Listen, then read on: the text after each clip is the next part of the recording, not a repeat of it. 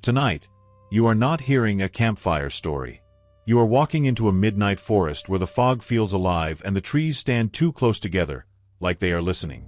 A ranger responds to a simple call, a strange light near an old fire tower, and what should be routine becomes a descent into something that wears the woods like skin. If you ever hike at night and you see a pale glow moving between the trees, do not follow it. Do not call to it. Do not let it lead you anywhere. Because this story begins with one mistake that feels harmless. Turn the lights down, put your headphones on, and stay with me. This is the ranger's final descent beneath the fire tower. The night in the Blue Elk National Forest did not feel like night. It felt like something heavier, like a lid pressed down on the world until the trees held their breath. Ranger Ethan Cole drove the service truck along the access road with the windows cracked just enough to let pine cold creep in. The radio hissed in a steady, hungry way, as if static had teeth. A storm had rolled through at sundown, and the air still smelled of wet bark and iron. Ethan kept his speed low, tires whispering on the dark gravel. The beam of his headlights scraped across trunks, brush, and the reflective eyes of small animals that watched and vanished. He was alone out here, the nearest ranger station more than an hour behind him, the nearest town 2 hours beyond that. He liked it that way most nights. Tonight the forest felt crowded anyway. A call had come in from the emergency line, routed through dispatch and sent to his phone because he was the closest unit. A camper had reported a light moving through the trees near an old fire tower trail, a light that did not flicker like a flashlight and did not swing like a lantern. It moved like a thought. The camper had said it was low to the ground, skimming between ferns, then rising to eye level, then going out like it had been inhaled. Ethan did not believe in ghost stories. He believed in bears, hypothermia, bad choices, and the way panic could make people swear a stump had stood up and waved. Still, he had driven out without hesitation. The forest paid him to be the one who went. As he rounded a bend, his headlights caught something pale on a roadside boulder. A smear, like wet chalk dragged by a hand. Not paint. Not lichen. Fresh, bright, and wrong against the dark stone. Ethan stopped, killed the engine, and listened.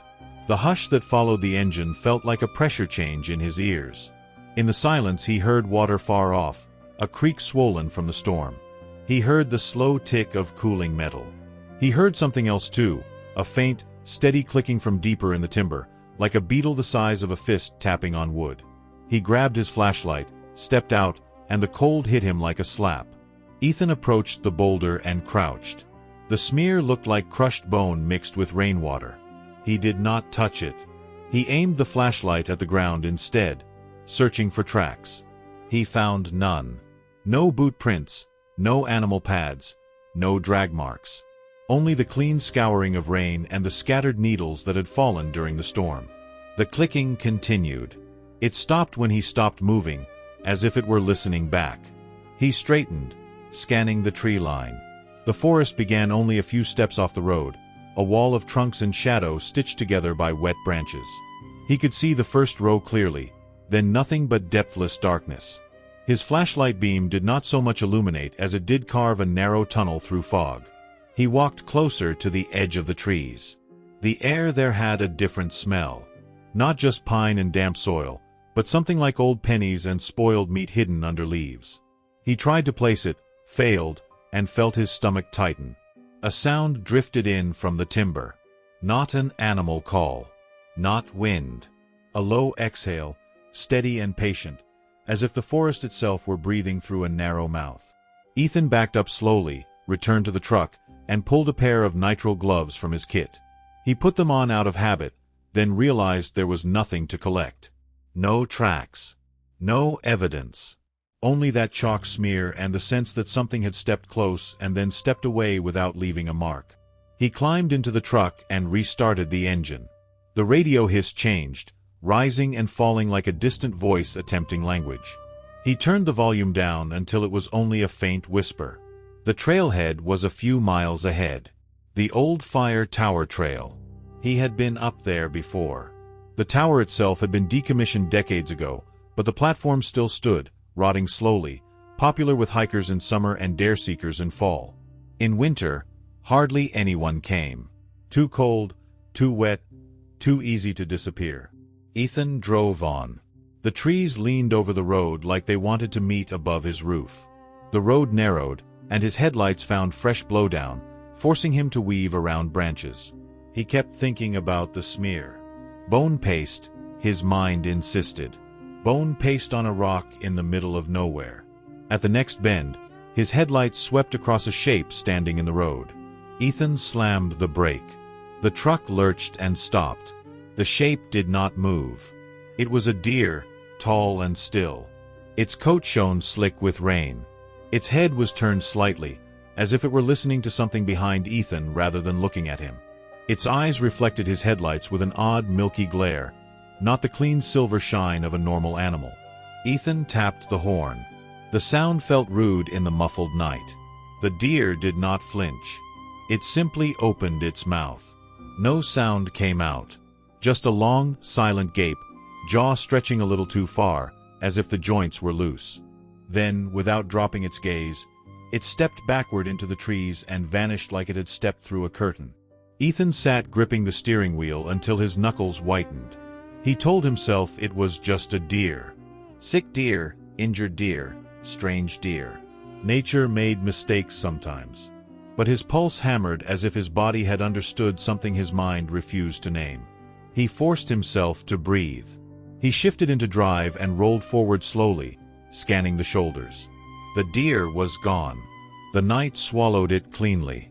The trailhead appeared as a small gravel turnout, sign half splintered, the wood post dark with rain. Ethan pulled in, parked, and cut the engine. Silence again, deeper here, as if the forest had thicker walls. He stepped out with his pack, flashlight, and a sidearm he rarely used and hated carrying. He clipped his radio to his vest and checked the channel. The station was too far for a clear signal. He got only warbling static. He started up the trail. The path wound between trees that looked older than anything should look. Their bark was furrowed and scarred, with long pale streaks that resembled old burns but did not smell like charcoal. The ground was slick, leaves pasted to mud. His boots made the only honest sound in the world. After 10 minutes, he saw something hanging from a low branch ahead. It swayed slightly, although there was no wind. Ethan stopped and aimed his flashlight. It was a strip of fabric. A torn piece of nylon, maybe from a tent rainfly or a jacket. It was tangled around the branch like a flag in surrender. The torn edge was ragged, and the fabric was stained dark. He reached out, then hesitated. The clicking sound returned, faint but distinct, not from one direction but from several, like multiple small impacts on hollow wood. He lowered his hand and backed away from the fabric as if it might bite. He continued, eyes scanning for the camper who had called. The report had said there were 2 people, a couple, camped near the creek beyond the tower junction. If they were still there, he needed to find them and get them out before whatever fear had infected their imaginations turned into something more dangerous. The trail climbed. Fog thickened. The flashlight beam became a pale spear and nothing else. His ears filled with the sound of his own breath and the soft scrape of gear. Then he saw footprints in the mud. Bare feet.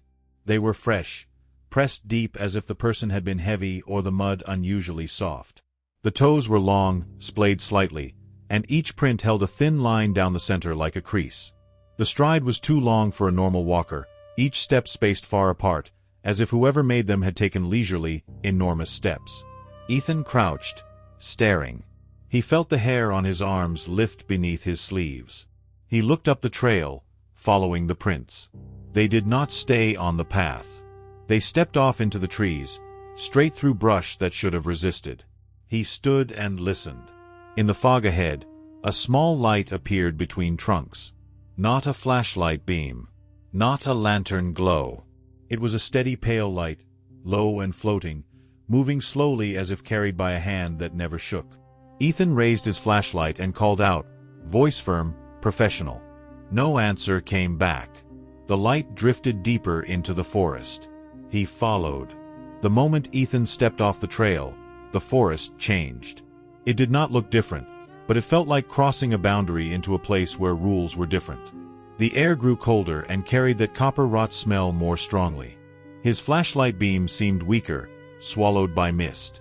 The clicking became clearer, a dry tapping that reminded him of fingernails on bark. The pale light moved ahead with a patient pace, never speeding up, never stopping. It wanted him to follow. Ethan hated that thought. He kept his steps careful, not running, not rushing. He marked his direction with small orange tape from his pocket, tying it to branches so he could find his way back. He found the first sign of the campers near a stand of young firs. A crushed cooler. The plastic lid had been torn off and thrown aside. Food packets lay scattered, their contents smeared into mud. A camp chair was snapped in half as if someone had folded it violently. No blood. No bodies. Only the violent rearrangement of a campsite. Ethan called out again, louder. Ranger voice, search and rescue voice. Still no reply. Only the steady tapping. He moved forward, scanning, and his flashlight caught something glistening on a tree trunk. He stepped closer and felt nausea rise. A long wet smear ran down the bark, dark and glossy. Beside it were shallow grooves like scratches, but the pattern was wrong. Not bear claws. Not knife marks. The grooves were too evenly spaced, like the impression of multiple thin bones dragged across wood. He stepped back, heart pounding. The pale light hovered ahead, now closer, almost at eye level. It cast no beam. It illuminated nothing around it. It was a pure orb of brightness in a world of dark. Ethan raised his flashlight and aimed it directly at the orb. The light did not change. It did not glare back. It simply remained, steady and calm. Then, behind Ethan, something exhaled. He spun, sweeping his flashlight through fog and branches. A shape stood between two trees, taller than a man, too thin to be a bear, too still to be alive. It blended with shadow until the flashlight found it, then it became real in the worst way. Long limbs, joints bent wrong, head cocked like a curious bird. Its skin looked like wet ash stretched over a frame. Where a face should have been, there were only shallow indentations, as if someone had pressed fingers into clay and stopped. Ethan froze. Every instinct screamed run. Every training manual said do not run. The shape tilted its head farther. The clicking stopped. Then it lifted one hand, slow, deliberate, and pointed toward the pale orb. Not at Ethan. Past him. As if giving him directions. Ethan took a step backward. His boots sank in mud. He nearly fell. The shape did not move closer, but the air around it seemed to thicken, vibrating faintly, like heat shimmer without heat. The pale orb drifted again, deeper into the trees. Ethan realized, with a cold certainty, that he had already been chosen. Whether he followed or not, the forest had noticed him. He swallowed hard and forced his legs to move. He followed the orb. The trees grew denser. Branches snagged his sleeves. His orange tape markers began to disappear behind him in fog, as if distance ate color. The orb remained just ahead, always the same distance away, like it was attached to him by an invisible chain. Ethan tried his radio again. Static. Then a faint burst of sound that almost formed words. He caught a syllable that sounded like his name. It might have been imagination. It might have been the forest learning. He pushed forward and reached a shallow ravine where water trickled. The storm had carved channels into the earth, making the ground unstable. The orb floated across without hesitation. Ethan climbed down carefully, boots slipping on wet roots. Halfway down, his flashlight beam caught something lodged under a root. A backpack. He pulled it free and unzipped it. Inside were typical hiker things: a water bottle, a granola bar crushed into crumbs, a small first aid kit, and a phone, screen cracked but still on, its battery icon nearly empty. The last notification visible was the emergency call log, a timestamp from earlier in the night. So they had been here. Recently. Ethan pocketed the phone. He climbed out of the ravine and kept going, calling out again, voice rough now. Still no answer. The clicking started again, louder, close enough that he felt it more than heard it. The sound seemed to come from the trees themselves. Ethan shined his light at trunks, expecting to see insects or birds. He saw nothing. Then his beam caught a cluster of pale shapes nailed to a tree, arranged like a crude shrine. At first he thought they were mushrooms. Then he realized they were small animal skulls, cleaned too well, bleached too white, and fastened with something like black thorns. The skulls faced outward, empty eye sockets aimed into the fog as if watching. Ethan backed away. His stomach turned. He had seen poachers make grisly displays before, but this was different. Too careful. Too ceremonial. Too old and too new at the same time. The orb floated nearer to the skulls, then drifted past them, indifferent. Ethan forced himself to move, not letting his gaze linger. He came into a small clearing and stopped short. A tent stood in the center, collapsed and half torn open. A lantern lay smashed beside it. A fire pit had been drowned by rain, leaving black ash in a ring. 2 sleeping bags were stretched out on the ground like bodies wrapped tight, but the shapes inside were wrong, too stiff, too narrow. Ethan approached slowly, sidearm drawn but down at his side. He knelt beside the nearest sleeping bag and unzipped it. It was empty. Not empty like someone had climbed out. Empty like nothing had ever been inside, the insulation pressed flat as if vacuumed. The second bag was the same. On the ground between them, something had been arranged in mud and needles, a spiral of pale powder like the smear on the boulder, bone paste or crushed chalk, curving inward to a center point. Ethan stared at the spiral and felt a dizziness that did not come from fear. It came from recognition without memory, like his body had seen this shape in a dream long ago. The orb hovered above the spiral, bright and steady. Then it dropped, sinking into the center as if falling through the earth. And the ground answered. A low vibration rippled through the clearing. The trees creaked. The mud trembled. Ethan stumbled back. A sound rose from below, a deep clicking chorus like 1,000 dry joints snapping in rhythm. Something was coming up. The spiral began to collapse inward. Mud slid as if pulled by a drain. Needles swirled. The center sank, forming a narrow hole that widened slowly, like the earth opening an eye. Ethan backed away until his boots hit a log. He nearly tripped.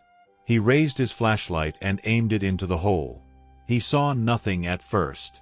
Then, deep down, the pale orb reappeared, now far below, illuminating slick walls of packed soil. The light revealed movement in the darkness beneath it, something shifting like a nest disturbed. The clicking grew louder, and then a hand emerged. Not a human hand. Too long. Fingers like pale sticks wrapped in wet skin. The nails were black and thick, shaped like curved thorns. The hand gripped the edge of the hole and pulled. A body followed, unfolding in segments, like something assembled incorrectly. It rose until its torso was visible, then its head, if the smooth bulb above its shoulders could be called a head. It had no eyes, no mouth. But Ethan felt it looking at him anyway. It climbed out with deliberate calm, as if the hole was a doorway it used often. Behind it, more hands appeared, more pale fingers gripping mud. Ethan realized the hole was not a den. It was an entrance. He turned and ran. He hated himself for it, but his body made the decision. He sprinted toward the trees, branches whipping his face, boots slipping. Behind him the clicking became a stampede sound, not feet but joints, many limbs moving fast through wet brush. Ethan followed his orange tape markers, or tried to. The fog made everything look the same. He spotted one strip of tape and veered toward it. Another appeared, then another. He clung to them like lifelines. The sounds behind him grew closer. He heard the snap of branches that were too thick for small animals to break. He heard wet impacts in mud. He pushed harder, lungs burning, and burst back onto the main trail. The relief was brief.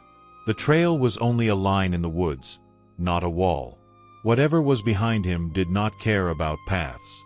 Ethan ran downhill toward the trailhead, flashlight bouncing wildly. He nearly fell twice. He heard breath behind him, not animal panting but a slow exhale, as if the thing chasing him was not exerting itself at all. He reached the trailhead turnout and saw his truck through fog. He fumbled for the keys, hands shaking. The clicking was right behind him now, close enough to feel like fingertips tapping the back of his neck. He threw himself into the cab, slammed the door, and locked it. He started the engine. The headlights flared. In the beam, just beyond the hood, the tall, thin shape stood again, the one he had seen earlier. It did not rush him. It simply stood, cocked head, calm as a signpost. And beside it, on the gravel, the pale orb floated at window height, steady and bright. Ethan gripped the wheel. The engine rumbled. He could drive. He could leave. He could put miles between himself and this place. But the orb drifted toward the truck, as if it expected him to follow it again, now on the road, now faster. The tall, thin shape lifted its hand and pointed down the road into the forest, toward the fire tower. Ethan realized something worse than being chased. He was being guided. Ethan forced himself to act. He put the truck in reverse and backed out hard, tires skidding on wet gravel. The creature did not move. The orb floated, tracking his motion smoothly, like it was attached to the world rather than air. He swung the truck around and drove forward. The orb drifted ahead of him down the road, keeping a steady lead. It moved at the exact speed he drove, never too fast, never too slow. A guiding light. He kept telling himself it was just a trick of fog and headlight reflection. But the orb remained visible even when his headlights were turned away. It was its own thing. The road climbed toward the old tower junction. Trees pressed close. The radio hissed and then changed into a low warble that sounded like distant singing played backward. Ethan turned it off completely. Silence returned, broken only by the engine and the rain. He rounded a bend and saw the deer again, standing on the shoulder. It watched him pass without moving. Its mouth opened in that silent stretch. In his peripheral vision, he thought he saw something in its throat, something pale and long, like a finger curling from inside. He kept driving. The junction appeared, a small signpost, 2 arrows, one toward the tower, one toward the creek. The orb drifted toward the tower route without hesitation.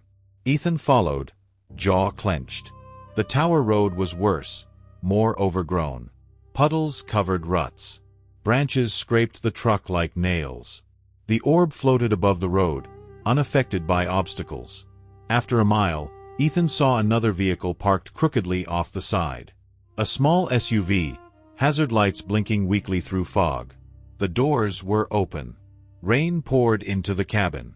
Ethan stopped and climbed out, sidearm holstered, flashlight in hand. He approached cautiously. The SUV interior smelled of fear and sweat, even though it had been rained on. A purse lay on the passenger seat. A map, soaked and torn. On the floorboard, a phone with its screen shattered. He called out. No answer. He shined his flashlight around the vehicle and found footprints in the mud. Bare footprints again. But also boot prints, chaotic, circling, stopping, then running. Human boot prints that ended abruptly in a smear of mud as if the person had been lifted. Ethan swallowed bile. He stepped back and looked up the road. The orb floated above the hood of the SUV, as if waiting. Ethan considered leaving. He considered turning the truck around and driving until dawn, until the world looked normal again. But the SUV meant someone was missing, maybe the campers, maybe someone else drawn by the same light. He took his pack, locked his truck, and started up the tower road on foot. The orb drifted ahead, leading him into deeper dark. The climb became steep. The road narrowed into a rough trail, then into a path barely wide enough for a person. Ethan walked, listening to rain drip from branches like a slow countdown. He tried to keep his breathing controlled. Panic would get him killed faster than any creature. The orb led him to a set of old wooden steps built into the slope. Many were broken. He climbed carefully, using roots as handholds. Halfway up, the clicking returned, not behind him this time but around him, from the trees, from the ground, from the air itself. He stopped and aimed his flashlight into the brush. Something moved. Not a single body, but many thin shapes shifting together like reeds in a current. He saw pale limbs and dark nails. He saw the suggestion of faces that were not faces, smooth heads turning in unison. They were watching him climb. The orb floated higher, urging him on. Ethan climbed faster. The trees thinned, and the top of the ridge opened into a clearing where the fire tower stood. It rose above him like a skeletal monument, wood darkened by decades of weather, metal joints rusted. The staircase spiraled up to the platform, many steps missing. The cabin at the top was a black box against the sky. The orb hovered at the base of the stairs. Ethan stepped into the clearing and felt the rain lessen, as if the storm avoided this place. Fog clung low, and the air smelled stronger of copper and rot. At the base of the tower stairs, something hung from the railing. A ranger hat. Not his. The brim was cracked, the badge tarnished. The fabric was stiff with dried mud. Ethan recognized the style. Old issue, from years ago. He reached for it, then froze. He had a memory, sudden and sharp, of a missing ranger case from the last decade. A man named Daniel Mercer who had gone up to the tower after reports of lights and never come back. Ethan had read the report during training, a cautionary story. Mercer had left his hat in the station, according to inventory. But the hat was here. Ethan looked up at the dark tower cabin. The orb drifted up the first few steps, waiting. He climbed, one step at a time, testing each plank with his weight. The tower groaned, a long, slow complaint. He kept his flashlight angled up, but the light seemed to die against the darkness above. When he reached the platform, he saw the cabin door hanging open. Inside, the air was stale and dry despite the rain outside. The room was filled with old equipment, a cracked mapboard, a rusted stove, a bench covered in dust. And in the middle of the floor, a spiral made of pale powder, larger than the one in the campsite, carved into the dust like a wound. The orb hovered above it, bright as a dropped star. Ethan stepped inside, and the door creaked behind him, moving slightly as if nudged by invisible fingers. The clicking stopped. In the sudden silence, Ethan heard a voice. Not from the radio. Not from outside. From beneath the floorboards.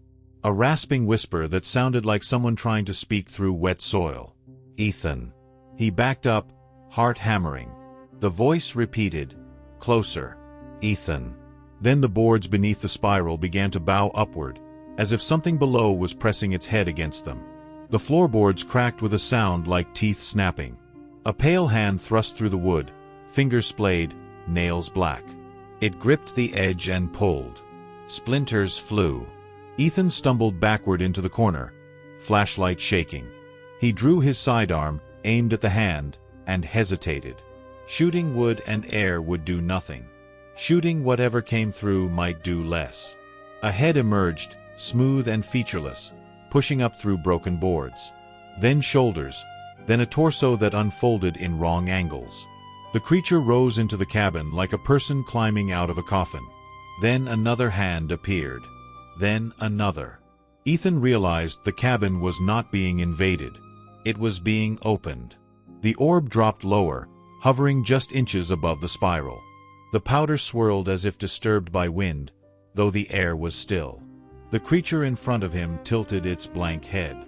Ethan felt pressure in his skull, a sudden headache that made his eyes water. The pressure became a pulse, and with each pulse he saw images not his own. A man in a ranger uniform, older style, climbing these same stairs. A lantern in his hand. Fear in his eyes. A pale orb floating ahead. A spiral on the floor. Then darkness and clicking and the feeling of being pulled apart gently, like threads. Ethan gasped and clenched his jaw. The vision faded, leaving him shaking. The creature stepped toward him. Its movement was smooth but wrong, like a puppet guided by invisible strings. Behind it, more creatures climbed up through the broken floor. They filled the cabin, surrounding the spiral, their heads turning in unison as if listening to a single command. Ethan shoved open the cabin door and backed out onto the platform. Rain and fog rushed at him. He nearly slipped. The tower swayed slightly. He turned to run down the stairs, and the orb floated out after him, stopping at eye level. It did not block him physically, but his body hesitated as if it had. The headache pressure returned. He saw another flash, this one of the campers, a woman with a headlamp, following the orb through trees. Her partner calling her name. Her headlamp beam swinging wildly. Then her mouth opening in a silent scream as pale hands rose from mud around her ankles. Ethan shouted, a raw sound, and swung his flashlight through the orb. It passed through like it was not there. The creatures reached the cabin doorway, then stopped. They did not chase. They stood in the doorframe like a crowd watching a performance. One lifted its hand and pointed down the stairs. Not toward escape, toward the forest. The orb drifted away from the tower platform, floating out into open air, descending slowly as if it expected Ethan to climb down and follow it again. Ethan realized the tower was a funnel. The orb was bait. The creatures were not hunting with teeth. They were hunting with guidance, with curiosity, with patient certainty. He forced himself down the stairs, moving fast, ignoring the groaning wood. The orb waited at the bottom. When Ethan reached the clearing, the orb floated toward the tree line. The clicking began again, now from below the ground, as if the earth itself had joints. Ethan followed, because the alternative was standing still while the forest decided what he was. The orb led him off the ridge into a section of forest Ethan had never mapped. He knew the official boundaries, the trails, the service roads. This place ignored them. The trees grew in tighter patterns, trunks arranged like ribs. The ground dipped and rose in unnatural symmetry. Fog thickened until it felt like walking through wet cloth. Ethan checked his compass. The needle spun slowly, then settled, pointing nowhere useful. He tried his GPS. The screen flickered and died. He was being moved off the grid. He kept going, eyes locked on the orb because it was the only stable thing. The forest around it seemed to bend and blur, like a dream trying to hold shape. He came to a shallow basin where the ground was covered in pale stones. Not rocks from the mountain. Smooth stones like river pebbles, but dry, arranged in circles. In the center stood a dead tree, its branches twisted into a clawing shape. The orb hovered over the stones, then drifted to the dead tree and stopped. Ethan stepped into the basin and immediately felt the headache pressure increase. The air tasted metallic. His tongue felt numb. He saw the stones more clearly now. They were not stones. They were teeth. Thousands of them, small and smooth, bleached and dry, arranged in circles like offerings. Teeth from animals, from deer, from coyotes, from things Ethan could not identify. Some looked too human. Ethan stumbled back, gagging. His boot crushed one tooth with a brittle crunch. The clicking rose sharply, excited. The dead tree shuddered. Ethan lifted his flashlight and saw that the tree was not dead wood. It was covered in a thin skin, gray and wet, stretched over branches like tendons. The tree moved like a creature pretending to be a tree. The orb floated closer to the trunk, and the skin split open, revealing a dark hollow. A mouth. Not with lips. A vertical opening lined with teeth that did not match the scattered ones on the ground. Teeth longer and blacker, curved inward. Ethan backed away, gun raised now, training gone, instincts in control. From the surrounding forest, pale shapes emerged between trunks, faceless heads turning toward the basin. They stood at the edge like worshippers. The mouth opened wider, and a low exhale poured out, warm and wet, smelling of rot and copper. The fog pulled toward it like it was being inhaled. Ethan felt his mind tug too, a gentle pull on his thoughts, like someone inviting him to step closer and listen. He clenched his teeth and took a step back instead. The orb flickered for the first time, dimming slightly, as if offended. A sound rose from the mouth, not speech but rhythm, a pulse of clicking that matched the ache in Ethan's skull. His vision blurred. He saw Daniel Mercer again, the missing ranger, not as a memory but as a presence. Mercer stood in the basin with empty eyes, mouth open in that silent deer way. His uniform hung in strips. His body moved stiffly, turning toward Ethan. The figure of Mercer lifted a hand and pointed at Ethan, then pointed toward the mouth. Ethan shouted Mercer's name, then realized he had spoken into a nightmare that did not care. The pale shapes at the edge stepped closer. Ethan turned and ran. The orb shot after him, faster now, angry and bright, zipping between trees like a wasp made of light. Ethan crashed through brush, breath tearing, rain starting again in thin needles. The orb followed, darting ahead then back, never letting him forget it.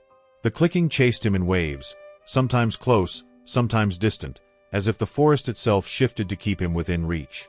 He found a stream and followed it downhill, hoping water would break tracks, hoping movement would lead him back to known terrain. The stream roar grew louder, and soon he saw a wider creek, swollen and fast. On the far bank, a human shape lay sprawled in mud. Ethan stopped, heart hammering. He ran closer, splashing into the shallows, nearly losing his footing. He reached the body and turned it gently. A woman, late 20s maybe, face pale, eyes open and unfocused. She was alive, breathing shallowly. Her lips moved silently. Her hands were scraped raw, nails torn. A headlamp sat crooked on her forehead, its light dead. Ethan leaned close and spoke slowly, trying to keep calm in his voice. He asked her name. He asked if she could move. Her eyes shifted to him. Recognition flared, then terror. Her mouth opened wide, silent. Then sound finally came, a whisper so thin it was almost nothing. "It wears the forest." Ethan swallowed. He told her he was going to carry her. He slid his arms under her shoulders and lifted. She was light, too light, as if fear had eaten her from inside. The orb hovered across the creek, watching. For the first time, Ethan felt anger override fear. He stared at it, hatred sharp. The orb flickered again, then drifted back into the trees, as if withdrawing. Ethan carried the woman along the creek bank, searching for a trail, a road, anything. She clung weakly to his jacket, fingers trembling. Her eyes darted to the trees constantly. He asked where her partner was. She shook her head, tears mixing with rain. Her throat worked. She whispered again. He followed the light. He followed it like a friend. Then it opened him. Ethan felt the weight of those words, the way they landed like stones. He did not ask her to explain. He did not want the explanation. The clicking returned, closer, from behind. Ethan quickened his pace. He saw orange tape on a branch ahead, his own marker from earlier. Relief surged. He was close to the main trail again. He reached it and turned toward the trailhead. The woman moaned softly. Ethan adjusted his grip, kept moving. Then the forest went quiet. Not just no clicking, no rain, no creek, no wind. Silence so complete it felt like pressure on his eardrums. Ethan stopped, chest heaving. The woman in his arms stiffened. Her eyes widened. From the darkness ahead on the trail, the deer stepped into view. It stood in the center of the path, blocking it, head tilted. Its eyes were milky. Its mouth opened, silent. Then, slowly, the skin along its chest split, opening like a seam. Inside was pale light. Not the orb. Something larger, deeper, pulsing like a heart made of moon. Ethan backed up, carrying the woman, and the deer took one step forward. The silence broke with a single loud click, like a bone snapping. And the trees on both sides leaned inward. The deer moved again, slow and deliberate. The seam in its chest widened, revealing not organs but a hollow cavity lined with pale tendons. The glow inside pulsed. Each pulse made Ethan's headache spike. The woman in his arms began to shake violently. Her lips moved soundlessly, and then she whispered with sudden clarity, "Do not look inside." Ethan forced his gaze away from the deer's chest. He focused on its legs, on the mud, on his own boots. He stepped backward carefully. The deer tilted its head farther than a neck should allow, as if it were trying to get Ethan's eyes back on the glow. It took another step forward. From the trees, pale figures emerged, their limbs long, their heads smooth. They did not rush. They surrounded the trail at a distance, forming a quiet ring. The orb floated into view above the deer's back, steady now, as if pleased. Ethan understood with a sick certainty that the orb was not the hunter. It was a lure. The deer was not an animal. It was a lantern. The glow inside it pulsed again, and Ethan felt his thoughts slip for a moment. He saw himself standing still, lowering the woman, walking toward the deer, leaning in to look. He saw his own mouth open in silent surrender. He bit his tongue hard enough to taste blood. Pain snapped him back. He turned and ran off the trail into the brush, choosing thorns and branches over whatever ceremony the trail had become. The pale figures did not chase immediately. The deer did not gallop. It simply turned its head, following him, and the orb drifted after like a patient star. Ethan ran blind through trees, carrying the woman. His lungs burned. His arms ached. He tripped and fell hard, rolling in mud. He shielded the woman as best he could. When he pushed himself up, his flashlight beam swept across a shape on the ground. A service marker. A small metal tag nailed to a tree, indicating distance to a maintenance road. He was near a ranger access cut. Ethan staggered toward it, half running, half stumbling. He found the cut, a narrow strip cleared of brush, leading downhill. He followed it, sliding on wet dirt. Behind him, the clicking resumed, louder now, agitated.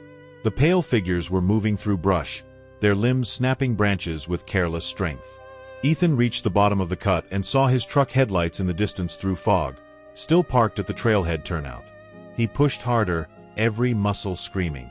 He reached the truck, yanked the door open, and shoved the woman into the passenger seat. She curled into herself, trembling. Ethan dove into the driver's seat and turned the key. The engine coughed once, then died. He tried again. Another cough, then nothing. The battery light flickered weakly, then went dark. Ethan stared at the dead dash, disbelief turning into cold rage. Outside the windshield, in the fog beyond the headlights, the orb hovered, bright and steady, like it had been waiting for this. And behind it, the deer stepped forward, chest seam open, inner glow pulsing. Ethan reached into his kit for flares. He would make his own light. Ethan ripped open the flare case with shaking hands. He struck one. Red fire hissed to life, bright and violent against the dark. The sudden light changed everything. Fog glowed crimson. Tree trunks became blood-stained pillars. The orb dimmed slightly, as if the flare offended it. Ethan pushed the flare out the cracked window and held it low, pointing it toward the deer and the pale shapes beyond. The deer hesitated, stepping back half a pace. The faceless figures stopped moving. The clicking softened, uncertain. The woman beside him whispered, voice raw, "Fire makes it remember." Ethan did not ask what that meant. He used the flare light to scan the dashboard and wiring. Something was wrong beyond a dead battery. The ignition felt normal. The lights should have worked. The truck had been fine when he parked it. Now it was as lifeless as a drained animal. Outside, the orb drifted sideways, circling the truck, searching for an angle where the flare did not reach. The deer followed it like a puppet. The glow in its chest pulsed, trying to catch Ethan's eyes through the windshield. Ethan kept his gaze on the flare and the ground. He opened the glove box and pulled out a road map, old paper, damp. He tore a strip and lit it with the flare, then held it near the fuse box area. The paper flame danced, and for a moment he saw something move under the dash, a pale finger slipping back into shadow. Not a wire. Not an animal. A hand. Ethan slammed his boot into the underside of the dash hard. Something clicked sharply, like bone against metal, then retreated. The dashboard lights flickered briefly, then died again. He struck a second flare and threw it out the driver's side. Red light flooded the area. The orb recoiled farther, dimming and drifting back toward the trees. The deer stepped back too, chest seam closing slightly as if the light hurt it. Ethan opened the door and stepped out with both flares in hand, one burning down, the other bright. Rain steamed as it hit the flare tips. He shouted into the trees, not words meant for people, but anger meant for whatever listened. The clicking rose in response, faster now, like laughter. The pale figures shifted, restless, but they still did not cross the red light. Ethan dragged the woman out of the truck, keeping one flare between her and the forest. He moved her toward the road, away from the tree line. He held her upright. She could barely stand. He realized the forest was not only hunting. It was herding. It had disabled his truck, blocked the trail, guided him back and forth like prey. Ethan looked down the road. In the distance, the fog seemed thinner. If he could get to the access gate, maybe his radio would catch signal again. Maybe. He took a breath and made a decision. He would walk out.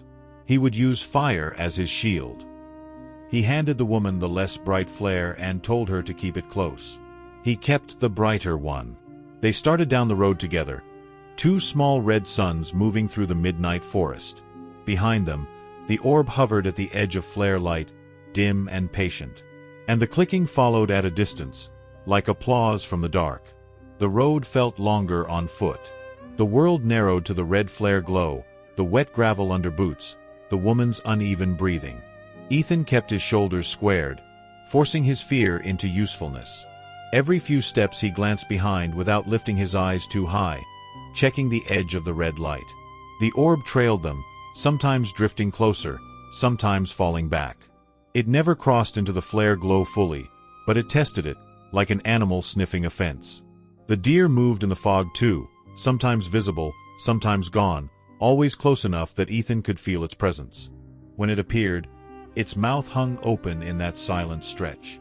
Its chest seemed pulsed faintly as if trying to reopen. The woman whispered fragments as they walked, words like fever dreams. It came from under the tower. It came from the old burns. It hides in the hollows. It wears faces wrong. Ethan kept his voice steady, asking her name again, keeping her focused. She finally said it, barely audible. Ma. He told her to keep moving. He told her the gate was ahead. He did not tell her he was not sure. They reached a bend where the road passed a stand of blackened trees, remnants of an old wildfire scar. The trunks were charred and split, the ground sparse. The air changed here, smelling of cold ash even after years. The orb flickered more aggressively at the edge of the burned scar, dimming, brightening, as if the place irritated it. The clicking sounded different too, more strained. Mara stopped suddenly, gripping Ethan's sleeve. This is where it remembers it can die. Ethan looked at the blackened trees and understood. Fire had hurt it before. That was why the flares mattered. That was why it kept distance. A sound came from ahead. A low scraping. Ethan lifted his flare higher. A shape stood in the road, blocking the way. At first he thought it was a fallen tree. Then it moved. It was one of the faceless figures, but bigger, broader, its limbs thicker, its skin darker like wet soot. It stood with its back toward them, head lowered. As the flare light touched it, it turned slowly. Its head was still smooth, but now there were shallow grooves where eyes might be. Not eyes, only dents. Its chest was split open like the deer's had been, and inside was darkness, not glow. Then the darkness inside its chest moved, and Ethan saw something like a mass of thin, pale fingers writhing in there, seeking. The figure stepped forward, crossing the center of the road. Ethan raised the flare and thrust it out like a spear. The figure halted at the edge of red light. Its body trembled, not from fear but from hunger held back. The orb hovered behind it, dim and furious, pulsing as if trying to push the figure through. Ethan felt the headache pressure return, trying to pry his gaze upward into the wrong places. He clenched his jaw and stared at the gravel. He took a step forward, flare extended. The figure recoiled slightly, its limbs twitching. Ethan pushed again. Step by step, he advanced, forcing the creature to yield ground. The red light hissed and spat. Rain steamed. The air smelled of burning chemical and wet ash. The figure backed into the burn scar, then stopped, head tilting like a question. Its chest opened wider. The writhing fingers inside reached toward the flare light, stretching, testing.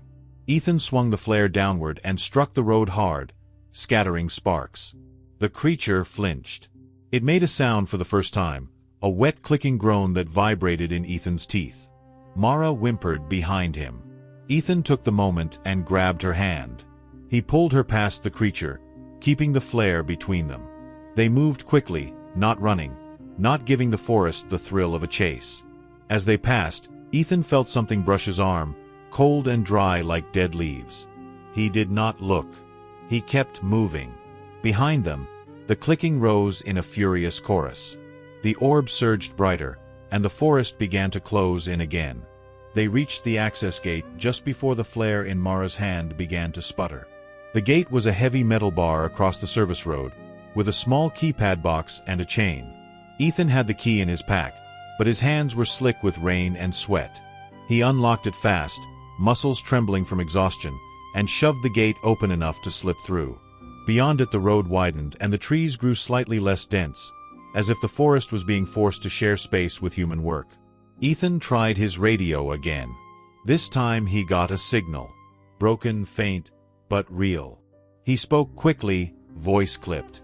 He gave his location, explained he had a survivor, reported missing persons, requested immediate response, medical, backup, anything. The radio answered with a burst of static, then a voice, distant but human. Dispatch acknowledged. Units were being notified. It would take time to reach him. Time he did not trust. He looked back down the road they had come from. Fog rolled like a living thing, thickening at the gate line. The orb hovered in it, dimmer now, held at bay by distance and the lingering flare light. Behind it, shapes moved, pale and thin, gathering like a crowd. The deer stepped into view, head high, mouth open. Its chest seemed pulsed faintly but did not open. The red flare light was dying, and the forest knew it. Ethan struck his last flare. It lit with a roar, brighter than before, and the orb recoiled again. The deer stepped back. The pale shapes retreated into fog. Ethan exhaled hard, almost a laugh that died in his throat.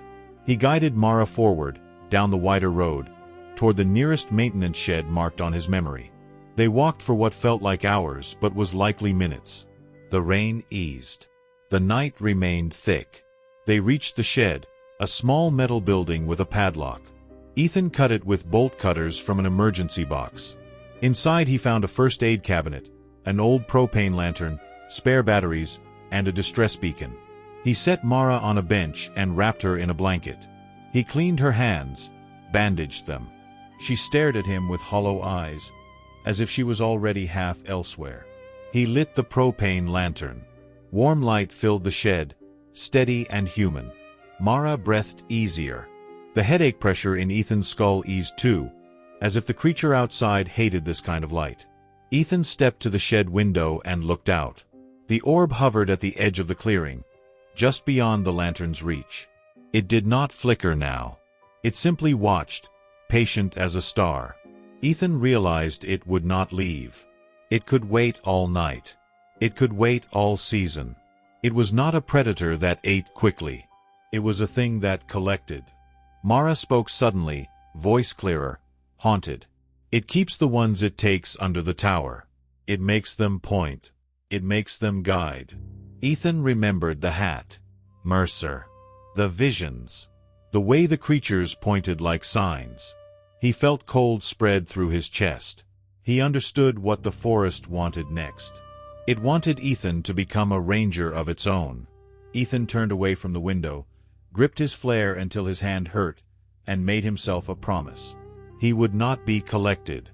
He would go back, with daylight if he could, with fire if he had to, with every tool the forest hated, and he would bring the others out or die refusing to point. Outside, the orb drifted slightly closer, as if it approved of his resolve, as if it wanted him angry, wanted him brave, wanted him to return. Because courage was just another path. And the orb loved paths. Ethan holds the flare and watches the orb hover beyond the shed light. The radio crackles with distant help on the way, but the forest does not care about help. The forest cares about guidance. The orb waits, and in its steady brightness, Ethan sees the shape of a future where missing people become signposts, where rangers become lures, where the tower is a throat that never stops swallowing. Ethan decides he will return to the tower. Not because the orb leads him. Because he will lead the fire. Dawn did not arrive the way it should. It seeped in through the fog like a weak apology, turning the forest from black to bruised gray. Inside the maintenance shed, the propane lantern still burned steady, and Ethan felt the difference between human light and whatever watched outside. Mara slept in broken, twitching bursts, her hands wrapped, her face pinched tight as if her dreams had thorns. Ethan stood at the window with a stale cup of instant coffee he barely tasted. Beyond the glass, the clearing looked normal in daylight, except for the way the fog clung to the tree line like a curtain refusing to open. The pale orb was gone. That should have felt like victory. It felt like it was hiding its eyes. Ethan checked his radio again. This time the signal held. Dispatch confirmed responders were en route and advised him to stay put. Ethan looked at Mara, then looked at the forest, and felt something settle in him like a nail being driven. Staying put was what the orb wanted. A fixed point. A predictable lantern. He packed supplies anyway. The first vehicle arrived just after sunrise, tires crunching gravel with an urgency that made the quiet feel wrong. A county deputy stepped out, rain jacket over uniform, hand resting near his holster. He was young, but his eyes were older than his face. He introduced himself with a tight nod and looked past Ethan toward the tree line like he expected something to step out and wave. Ethan did not correct him. Mara stirred at the sound of voices and sat up slowly, flinching as if sound itself could hurt. The deputy kept his voice gentle and asked questions. "Where are the others? What did you see? Are you sure it was not a bear?" Mara's eyes went distant. She shook her head, then whispered like the words were too sharp to hold. "It was wearing the night." The deputy blinked, uncertain. Ethan answered for her, using the language of reports instead of nightmares. Unidentified threat. Multiple missing. Abnormal animal behavior. Signs of ritual markings. Possible sinkhole near old tower. He watched the deputy's face tighten at the mention of the tower. Even locals knew about that place in the way people knew about deep water. A second vehicle arrived. Then a third. Search and rescue volunteers. Another ranger from the main station. A medic. And with each new person, Ethan felt the forest listening, tallying, counting. They moved Mara to a vehicle with heat and blankets. The medic examined her hands, her pulse, her pupils. Mara kept her gaze low, avoiding the trees, avoiding the sky, as if looking up invited something in. Ethan tried to get a clear timeline from her. She spoke in fragments, but the fragments formed a shape. They had parked near the old tower road. They saw the light. It moved without a beam. She thought it was a drone at first. Then it led her like a friend, always just ahead, always bright enough to promise safety. Her partner had tried to pull her back. The light drifted deeper. She followed. Then the ground opened. Then hands. Then the feeling of being gently turned inside out without pain, as if the forest was learning her shape. She had woken near the creek alone, her headlamp dead, her memories smeared. Ethan asked about the spirals. Mara's breath hitched. "It is a map," she whispered. "It is also a mouth." Ethan looked at the other ranger, a woman named Riley who had worked this forest longer than him. Riley's face stayed professional, but her fingers flexed like she wanted a cigarette and a prayer. Riley said there were old stories. Pre-park stories. Stories the first rangers dismissed as campfire fear until names started disappearing. She did not say the tower story out loud. They all knew. They formed a search plan, because plans were what humans used to pretend the world followed lines. 2 teams. Daylight sweep along the creek. Another team up the tower road to secure the area and look for evidence. A drone operator offered overhead scouting, but the fog still clung in patches, thick enough to swallow a camera feed. Ethan insisted on going to the tower first. Riley agreed. The deputy did not like the idea but did not stop them. He had seen too many forests and too few answers. They drove back toward the trailhead. Ethan's truck still sat there dead, damp and silent. The hood looked normal. The battery looked normal. Everything looked normal, which was the worst part. Ethan opened the door and smelled it again. That copper rot smell, faint but present, like something had breathed inside the cab while he was gone. Riley noticed his expression and asked what he smelled. Ethan lied and said damp wiring. Riley did not look convinced.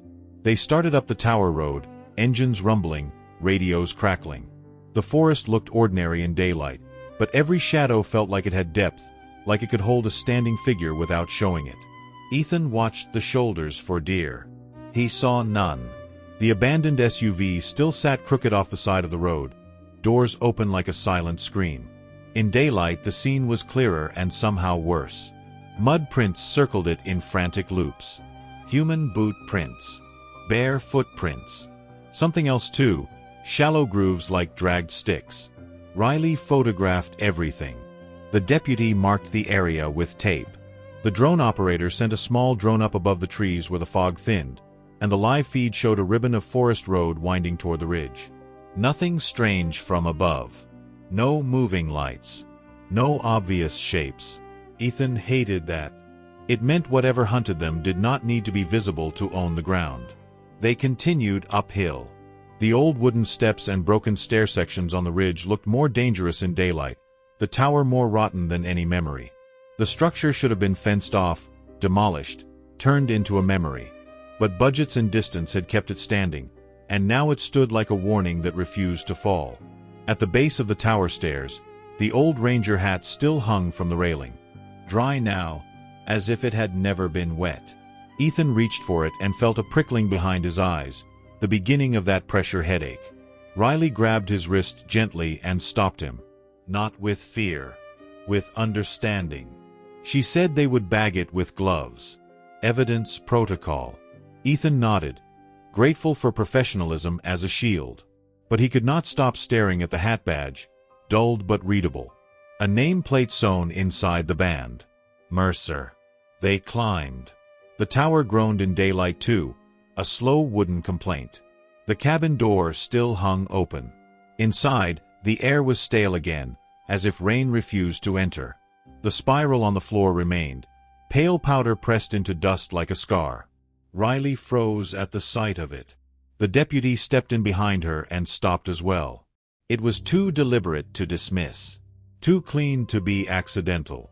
Ethan approached the spiral carefully, keeping his gaze on the floor, not letting his eyes drift to corners.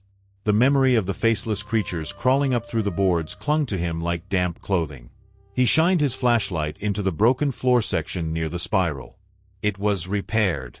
Wood planks looked newer than the rest of the cabin, nailed down in a rough patchwork, as if someone had replaced boards recently.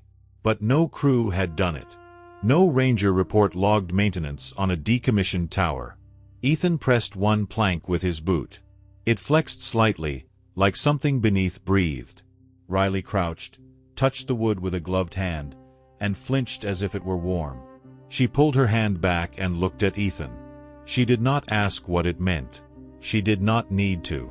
The deputy backed out of the cabin and vomited off the platform, the sound harsh and human. Ethan stared at the spiral and felt the pressure headache rise again, a pulse that matched nothing in his body.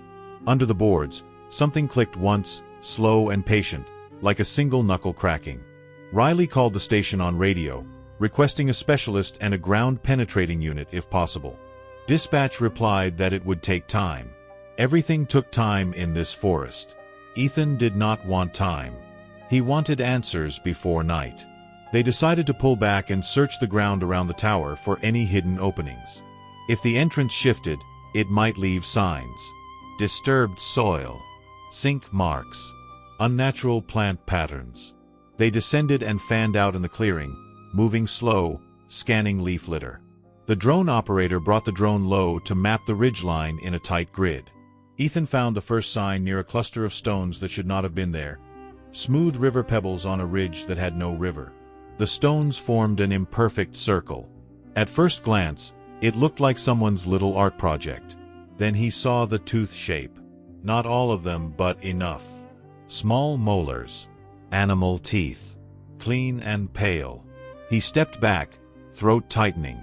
He remembered the basin of teeth from the night, and dread slid through him like cold water.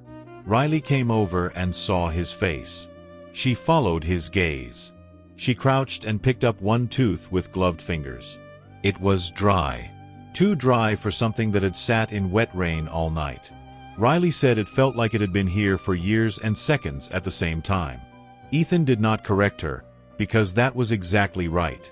In the corner of his vision, he thought he saw a pale flicker between trees. He snapped his head toward it. Nothing. But his headache pulsed once, as if something far away had blinked. They widened the search area.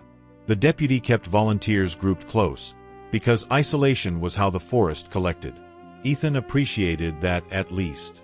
Near the edge of the clearing, where charred tree stumps marked an old lightning fire, Ethan found spiral scratches carved into a stump, shallow grooves filled with pale residue. The spiral was smaller than the cabin one, but the pattern matched. Riley photographed it, then looked around. The wind had picked up slightly, moving mist through the trunks. The sound carried strangely, as if the forest held echoes longer than it should. Mara's voice replayed in Ethan's mind. "It is a map." Ethan began to look for other spirals, not as symbols, but as directions. He found another on a stone, another on a fallen log, another scratched into the bark of a living pine so fresh sap oozed around it like blood. Each spiral angled inward toward the same general direction, away from the tower, toward a slope thick with brush. Ethan pointed it out. Riley saw it immediately once he said it. The deputy saw it next, his face tightening. They moved together down the slope, cutting through brambles. The forest there felt wrong even in daylight, quieter, heavier. The smell of copper rot returned, faint but unmistakable. They reached a shallow depression covered in leaf litter, so subtle it could have been nothing. Ethan would have stepped over it on any other day. The drone feed showed it as a darker oval in the ground. Ethan knelt and brushed away leaves. Pale powder dusted the soil beneath, arranged in a faint spiral. And under the spiral, the ground felt hollow. Something beneath answered with a soft click, like an insect tapping from inside a jar. They marked the depression and argued about what to do next. The deputy wanted to wait for specialists. Riley wanted to probe gently, to see if there was a safe way down. Ethan wanted to burn it open, to force the forest to show its throat. He did not say that out loud. He said something safer. He said controlled exposure. He said use a long probe, check stability, do not risk collapse. They inserted a fiberglass pole slowly into the center of the spiral. It slid down too easily. Far too easily. The pole sank until only a short section remained above the ground, then stopped with a faint tap, as if it had touched something solid. Ethan pulled it back up. The tip came out coated in gray wet film that smelled like old pennies and spoiled meat. The volunteers stepped back, faces pale. Riley sealed the pole tip in a bag. The deputy called dispatch again, requesting immediate hazard support. Then the ground under the spiral shifted slightly. Not collapsing, not sinking, just moving like a slow breath. Leaves slid inward by a hair. Ethan felt the pressure headache bloom again, a pulse behind his eyes. For a moment he saw the cabin spiral in his mind, the orb hovering, the way the ground had opened. Riley grabbed his shoulder, steadying him. She asked if he was okay. Ethan lied and said he was dehydrated. The depression breathed again. And somewhere in the trees, very faint, something clicked in answer. They decided to retreat. Not because the forest had won, but because daylight was short and the thing beneath did not feel like it respected rules. The deputy set a perimeter with tape and placed volunteers in pairs. Riley insisted everyone keep eyes on each other. Ethan insisted Mara stay in the heated vehicle and not come back here. Mara did not argue. She stared out the window, eyes fixed on the tree lean, as if she could see a bright even when none appeared. Ethan spoke with Riley near the vehicles. He told her what he had seen the night before without dressing it up. The faceless figures, the orb, the deer lantern, the mouth tree basin of teeth. Riley listened without interruption. When he finished, she exhaled slowly and admitted she had seen something years ago, just once. A light that led her partner off trail. Her partner had come back, but changed. Quiet. Staring. Always trying to guide people toward the wrong places. He resigned a month later and moved away. Riley said she thought the forest could learn a person's habits and reuse them. Like wearing a coat. Ethan looked at the perimeter tape and felt his skin crawl. If it could wear habits, it could wear a ranger. The deputy approached and told them a specialized team would arrive before sunset. Until then, they were to hold the perimeter and not provoke the site. Not provoke. Ethan looked toward the hollow spiral. A faint shimmer appeared between the trees, gone in a blink. The pressure headache pulsed, and Ethan realized the forest had heard the word perimeter. It was listening to plans again. By late afternoon, The fog thickened again, turning daylight into a dim gray. The specialized team arrived with equipment and heavy cases. They looked like professionals, which meant they looked like people who thought the world was explainable. One technician set up a ground scan device and rolled it over the depression. The monitor showed a dark void beneath the spiral, irregular, branching, deeper than it should have been. The technician frowned and adjusted settings, then frowned harder. He said the void did not look like a natural sinkhole. It looked like a tunnel system. He said it looked like there were chambers. Ethan felt cold relief and colder dread. Proof did not make the thing less real. Proof only made it shareable. They debated entry. It was too unstable, too unknown, too late in the day. The deputy ordered no descent until morning with proper supports and daylight. Ethan watched the sun vanish behind fog without ever actually seeing it. The forest darkened quickly. Then the monitor flickered. The void on the screen shifted. Not because the device moved. Because the shape beneath changed. The technician insisted it was interference. Moisture. Mineral content. Ethan knew better. The depression on the ground seemed to drift, not physically moving, but becoming slightly off-center, like the spiral was sliding under the leaves. Riley stared at it and whispered, "It is changing the door." The first clicking of the evening sounded from beneath the ground, slow and satisfied. Night arrived like a lid closing. The perimeter lights were set up, bright portable lamps aimed at the depression and surrounding trees. The white light made the fog glow, turned branches into black silhouettes, and made everyone look pale and tired. Ethan stayed near the lights. Mara refused to close her eyes. Riley stayed beside Ethan without being asked, her hand always near her own flare pack. The technician checked the ground again. The depression looked slightly smaller now. Leaves had shifted. The spiral powder seemed smeared, as if something beneath had moved and breathed and licked the surface clean. The technician said it was settling. Ethan did not answer. The drone operator launched the drone again, hoping to spot movement beyond the lights. The feed showed a field of fog and dark tree crowns. Nothing. Then, on the monitor, a single bright point appeared between trunks. Not a headlamp. Not a reflection. A steady pale dot moving slowly at knee height. Ethan's heart tightened. The orb was back.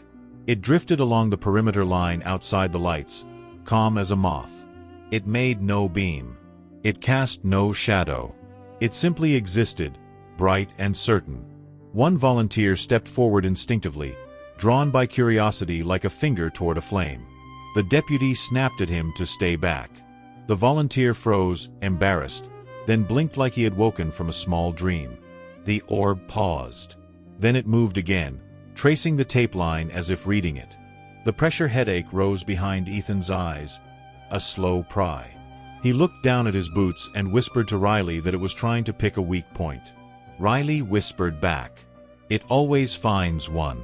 The lights flickered once, brief and subtle. The orb brightened in response, pleased. The first light failure hit like a punch. One floodlight popped and died, plunging a corner of the perimeter into dimness. A second flickered, then steadied. The generator coughed but kept running. The technician hurried to check connections. The deputy ordered everyone closer together. Mara's breathing grew ragged. She whispered to Ethan without looking up, "It is drinking the light." Ethan pulled out a flare and held it ready but unlit. Riley did the same. The orb drifted into the newly darkened corner, brightening as if it had just eaten. Behind it, movement stirred in the fog, pale limbs shifting between trees. Ethan heard the clicking now, not from below but from multiple directions, a soft chorus like bones tapping in wet gloves. A volunteer screamed suddenly. Not because something touched him.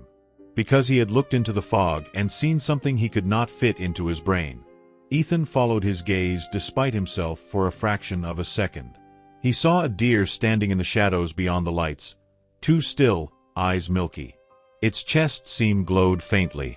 The glow pulsed, and Ethan felt the pressure headache spike, trying to lift his eyes into the wrong place. He snapped his gaze down again, jaw clenched. The deputy ordered retreat to the vehicles. Everyone moved as a cluster, backs to the lights, refusing to run. The technician tried to shut down the generator to prevent electrical hazard. The generator did not shut down. It kept running, but the lights dimmed anyway, like power was being pulled somewhere else. The orb hovered near the depression now, waiting. The ground beneath the spiral breathed hard enough to shift leaves visibly. Then the surface cracked. Just a thin line at first. Then a wider split, revealing darkness below. Ethan lit his flare. Red fire hissed, and the orb flinched, dimming. But it did not retreat. Instead, it hovered over the split like a patient tooth waiting for the gum to open. Something below clicked once, loud, like a joint snapping on purpose. And the darkness under the ground began to rise. The split widened into a mouth-shaped opening. Soil slid inward in slow streams. The perimeter tape sagged as the ground shifted. A pale hand emerged, then another. Fingers gripped the edge with blackthorn nails. The faceless figures climbed up like insects pretending to be people. The deputy shouted orders. The responders backed away. Someone fired a warning shot into the air, the sound ripping through fog. The figures did not flinch. Ethan held the flare forward. Red light made them hesitate, their limbs trembling as if remembering pain. They gathered at the edge of the light, heads turning in unison toward the orb. The orb drifted above them, brightening, guiding. Then the deer stepped into the light line. Not from the trees, but from the hole. It climbed out of the earth as if it belonged there. Mud slid off its back. Its milky eyes locked forward. Its mouth opened in that silent stretch. The chest seemed split, revealing pale glow inside, pulsing like a heart made of moon. Several responders froze, stunned. Ethan saw their eyes lift toward the glow, drawn like sleepwalkers to a nightlight. Ethan shoved his flare closer, shouting for them to look down, to look away. He struck the flare against the ground, scattering sparks. The deer recoiled half a step, but the orb brightened harder, insisting. The pressure headache slammed into Ethan like a sudden fever. He saw flashes again, too fast, too sharp. People below the tower. People pressed into root like walls. People pointing, smiling without smiles. He bit his tongue until blood filled his mouth. Pain anchored him. He grabbed Mara by the shoulders and pushed her into the nearest vehicle. Riley helped, eyes wide but focused. The deputy yelled for full retreat. As they pulled back, the portable lights went out completely. The only light left was Ethan's flare, and the pale glow in the deer's chest, and the orb, hovering above it all, steady and pleased. The forest had opened its door, and it wanted them to come inside. They drove. Not in an orderly convoy. In a desperate push of engines and headlights cutting fog into strips. Gravel sprayed. Doors slammed. Radios screamed with overlapping voices. Ethan rode with Riley and the deputy in the lead vehicle. Mara was in the back with the medic, shaking silently, eyes fixed downward. Ethan kept his flare burning out the cracked window, red light trailing like blood in rain. Behind them, in the fog, a pale point floated above the road for a few seconds, keeping pace without sound. Then it stopped. Not because it could not follow. Because it did not need to. Ethan realized the worst truth as the road curved away and the trees closed in behind. The door had opened. Whether they watched it or not, whether they entered or not, it was open now. The forest had learned how to open it under pressure, under lights, under human gathering. It had adapted. The deputy's radio crackled with dispatch asking for status. Ethan tried to answer, but the words tangled. How do you report a forest that wears your co-workers and drinks your floodlights? Riley looked at Ethan and spoke quietly, voice flat with fear held in check. It is not going to stop at the tower now. Ethan stared ahead through the windshield, watching fog swallow the road. He understood the orb's patience in a new way. It did not just lure individuals. It moved the boundary. And if it could move the boundary, then the whole forest could become the tower. Ethan tightened his grip on the flare and made a decision he did not want to make. Tomorrow, he would go back with fire and steel and daylight. And he would seal the door, even if the forest screamed. Because if he did not, Then the next light it followed might be from a house window, or a town street lamp, or a child's night light. The door is open and the orb has learned it can open it wider when people gather. Ethan realizes the fight is no longer only at the tower. It is at the edge of every light the forest can see. The station lights felt too bright after a night that tried to drink light itself. Ethan sat at the long briefing table with a paper cup of bitter coffee cooling in his hands and a map spread out like a patient on an operating table. On the map, the tower was a single symbol. A point. A place that should have been containable. But the night before had shown him something else. The door beneath the forest could open wherever the spiral appeared. The orb could learn where humans gathered. And the boundary between ordinary woods and hungry woods was not fixed. Riley stood at the window, watching fog roll across the parking lot. The deputy paced with forced confidence, talking to dispatch and county command. The medic checked on Mara in a quiet room down the hall. Ethan could not stop imagining the orb drifting outside that room, patient as a star that never slept. He pulled out a notebook and wrote rules in blunt language, because rules were the only way to fight something that did not care about reason. Do not follow lights, do not look into the glow, keep fire ready, stay in pairs, do not trust the radio at night, mark your own paths, treat spirals. As Dorsey stared at the last line until the letters blurred. Because doors meant there was something on the other side that understood purpose. Mara woke screaming without sound. The medic rushed in, and Ethan followed. Mara's throat worked like she was trying to cough up something stuck deep. Her eyes were wide, pupils pinned. She clawed at her own chest, then grabbed Ethan's sleeve with shaking hands. She whispered like a confession. It is inside the rules. It learns the rules and wears them. Ethan tried to calm her, but the words lodged in him. If it learned the rules, then every plan they made could become a tool for it. Perimeters, floodlights, radios. Every safety measure could be turned into a map for the orb to follow. Riley asked Mara to describe the underplace. Mara squeezed her eyes shut and spoke in fragments that made Ethan's skin tighten. Wet with that breathes root tunnels like ribs, people standing in walls, hands pointing without knowing, a humming like a lantern trying to sing. The medic urged her to rest. Mara refused. She insisted the only reason she was alive was because the creek had carried her far enough that the orb lost her for a moment. Then her gaze shifted to Ethan's flashlight clipped to his vest and her face twisted with fear. Do not trust batteries, she whispered. It tastes them. Ethan felt a cold anger rise again. Something that could taste light. Something that could drink power. Something that could push thoughts. He left the room and walked straight to the gear cage. He began to build a plan out of fire and distance. They pulled every flare case the station had. Road flares, aerial flares, signal flares, propane lanterns, butane torches, fire blankets, spare batteries sealed in insulated cases, old-style storm lanterns that ran on liquid fuel, stubborn and simple. Ethan requested more from neighboring districts, but he did not wait for deliveries to feel ready. He also requested something Riley called old wisdom. They drove to a burn scar area maintained for wildfire control and filled metal buckets with cold ash, the kind that clung to gloves and smelled like old thunder. Riley explained why. Old crews used ash lines to slow small ground fires. Ash could also reveal footprints and shifts in soil. And if Mara was right, and fire made it remember it could die, then ash was a memory you could carry. Back at the station, Ethan drew lines on the map. Not trails. Not roads. Influence lines. Places where spirals had been found. Places where animals behaved wrong. Places where radios warped. He marked the tower as the heart, but he also marked a growing ring around it where the orb had shown itself. The ring was expanding, and there was something worse than expansion. The ring was not smooth. It was following people.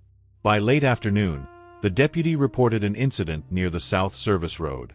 A volunteer had been driving back to town and stopped when he saw a pale light drifting between trees near a picnic pullout. He had called it in, then gone quiet over the radio. They found his truck idling with the door open. No blood. No struggle. Just the feeling of abandonment, like a sentence cut off mid-word. Ethan arrived with Riley and 2 search and rescue leads. They held flares ready but unlit. They moved in pairs, eyes down, scanning for spirals. The pullout looked harmless in daylight. Picnic tables. A trash can. A trail sign. Wet leaves pasted to wood. Then Ethan saw a faint spiral drawn in pale powder on the underside of the nearest table, hidden like a secret. He rubbed a gloved finger near it, and the residue clung like bone dust. Riley swallowed hard. She said someone had put that there. Ethan said no. He believed the forest had put that there.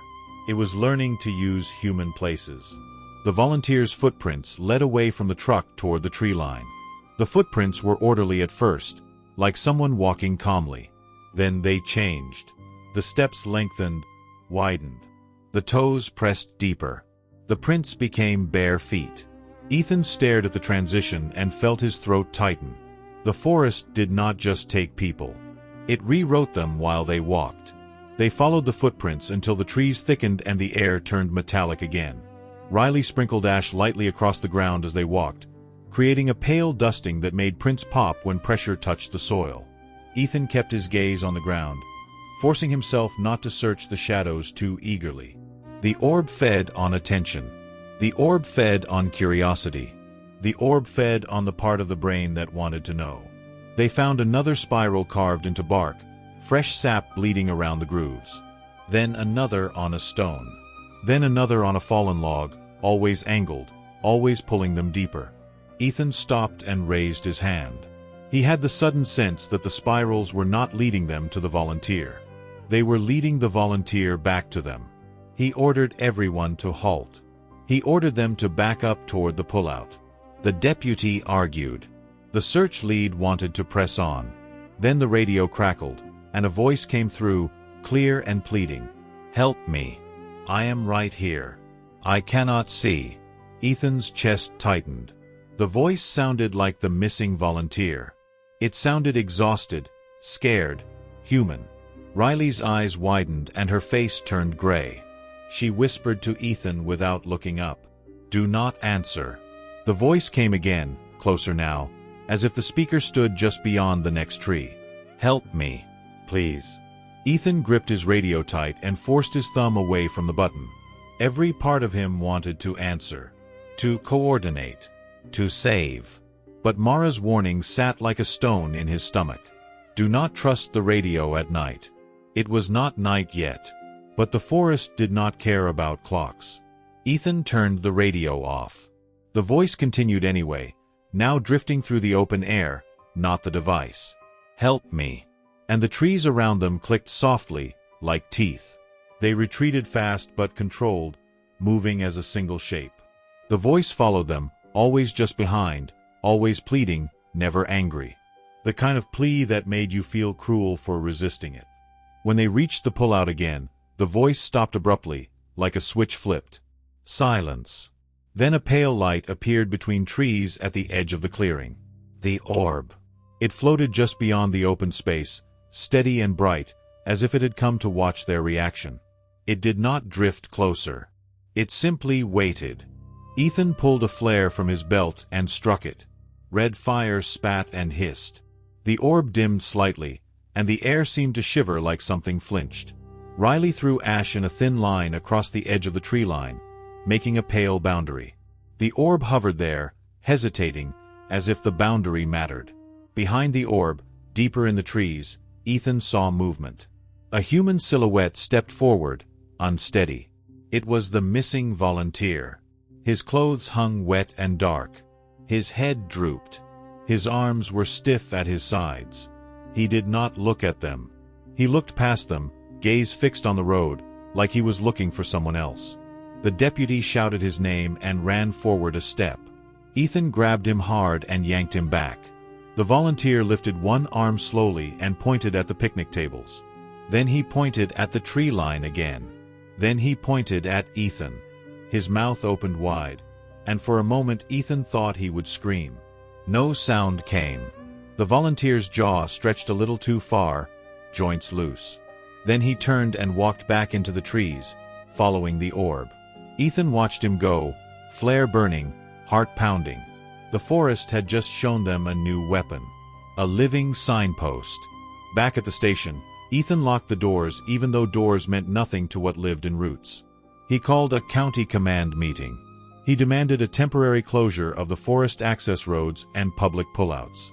The deputy pushed paperwork and authority chains. Riley pushed it through with the grim certainty of someone who had seen enough. Mara listened from her room doorway, blanket around her shoulders like armor. When Ethan explained what they saw, Mara nodded slowly, as if he had finally spoken the shape she already knew. "It makes them guide," she whispered. "It keeps the best parts and throws away the rest." Ethan asked what the best parts were. Mara's eyes flicked to his uniform patch. "Duty." That hit him like a slap. The forest wore duty like a coat. It used the part of a person that wanted to help, to lead, to respond. It turned rescuers into lures because lures were trusted. Ethan sat with the map again and realized the greatest danger was not being chased. It was being redirected. So he changed his plan. He would stop chasing. He would set a trap made of light the orb could not drink. Flame that did not rely on wires. Lanterns that did not rely on fragile battery life. Ash lines that made shifting doors visible. He would go back to the tower when the next dawn came. And he would go down. Night arrived again, and with it the station radios began to misbehave. Not constant. Just little things. A hiss that sounded like breath. A clipped syllable that resembled a name. A soft click at the end of every transmission, like punctuation made of bone. Ethan ordered everyone to keep radios on minimal use, and to rely on hand signals inside the station perimeter. It felt absurd, like preparing for an enemy with ears everywhere. But the clicks made it feel necessary. A call came in from a house near the forest boundary. A homeowner reported a pale light hovering near their backyard fence. Their dog refused to go outside. Their porch light flickered. Ethan's stomach dropped. The ring had moved. He and Riley drove out with lanterns and flares. They arrived to find a family standing on the porch in coats, faces pale. The air smelled of wet grass and fear. At the fence line, among the trees, a pale orb hovered at knee-height, steady and bright, as if it had always belonged there. Ethan lit a flare. The orb dimmed but did not retreat far. The homeowner asked what it was. Ethan did not lie. He said he did not know. The orb drifted sideways, slow, as if it were reading the property line. Then, behind it, the trees clicked softly, and Ethan realized the forest did not care about ownership.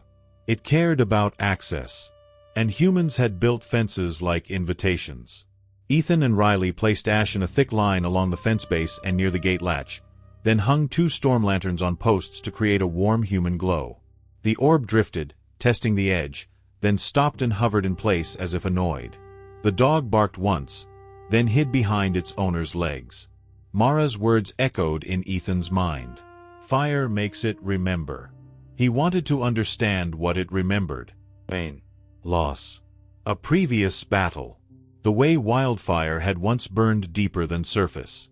Ethan stared at the orb and felt his eyes itch with the urge to look deeper into it, as if there were something behind its brightness. Riley stepped closer and spoke quietly, not to the orb, but to Ethan. "It wants you curious."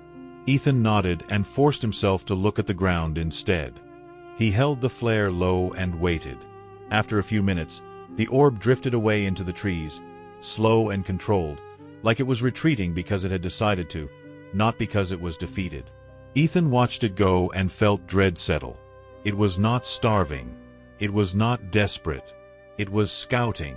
He returned the family inside, advised them to keep lanterns lit and to call if any lights appeared again. They drove back to the station in heavy silence. At a stop sign, the radio crackled and a voice slipped through, soft and familiar. "Ethan." It was Mara's voice. Ethan's hand twitched toward the radio. Riley slapped the device out of his grip and turned it off. Ethan stared at her, shocked, then grateful. They drove the rest of the way with no electronics on, headlights only, as if the dark road was safer than the airwaves. Before dawn, Ethan gathered a small team he trusted. Riley, the deputy, one experienced search lead named Voss who had done cave rescues and did not spook easily, and Mara, who insisted on coming. Ethan said no. Mara said she was already inside the map whether she liked it or not. She said the spirals called to her in dreams, and she could feel where they shifted, like a toothache that moved through the ground. Ethan wanted to refuse again, but he saw the truth. The forest used people who knew the paths. Mara knew the paths now, unwillingly. She could be bait, or she could be a compass. He agreed to bring her only to the safe line. Only under lanterns. Only with flares ready. They drove to the tower road at first light. Fog still clung, but dawn gave them shape.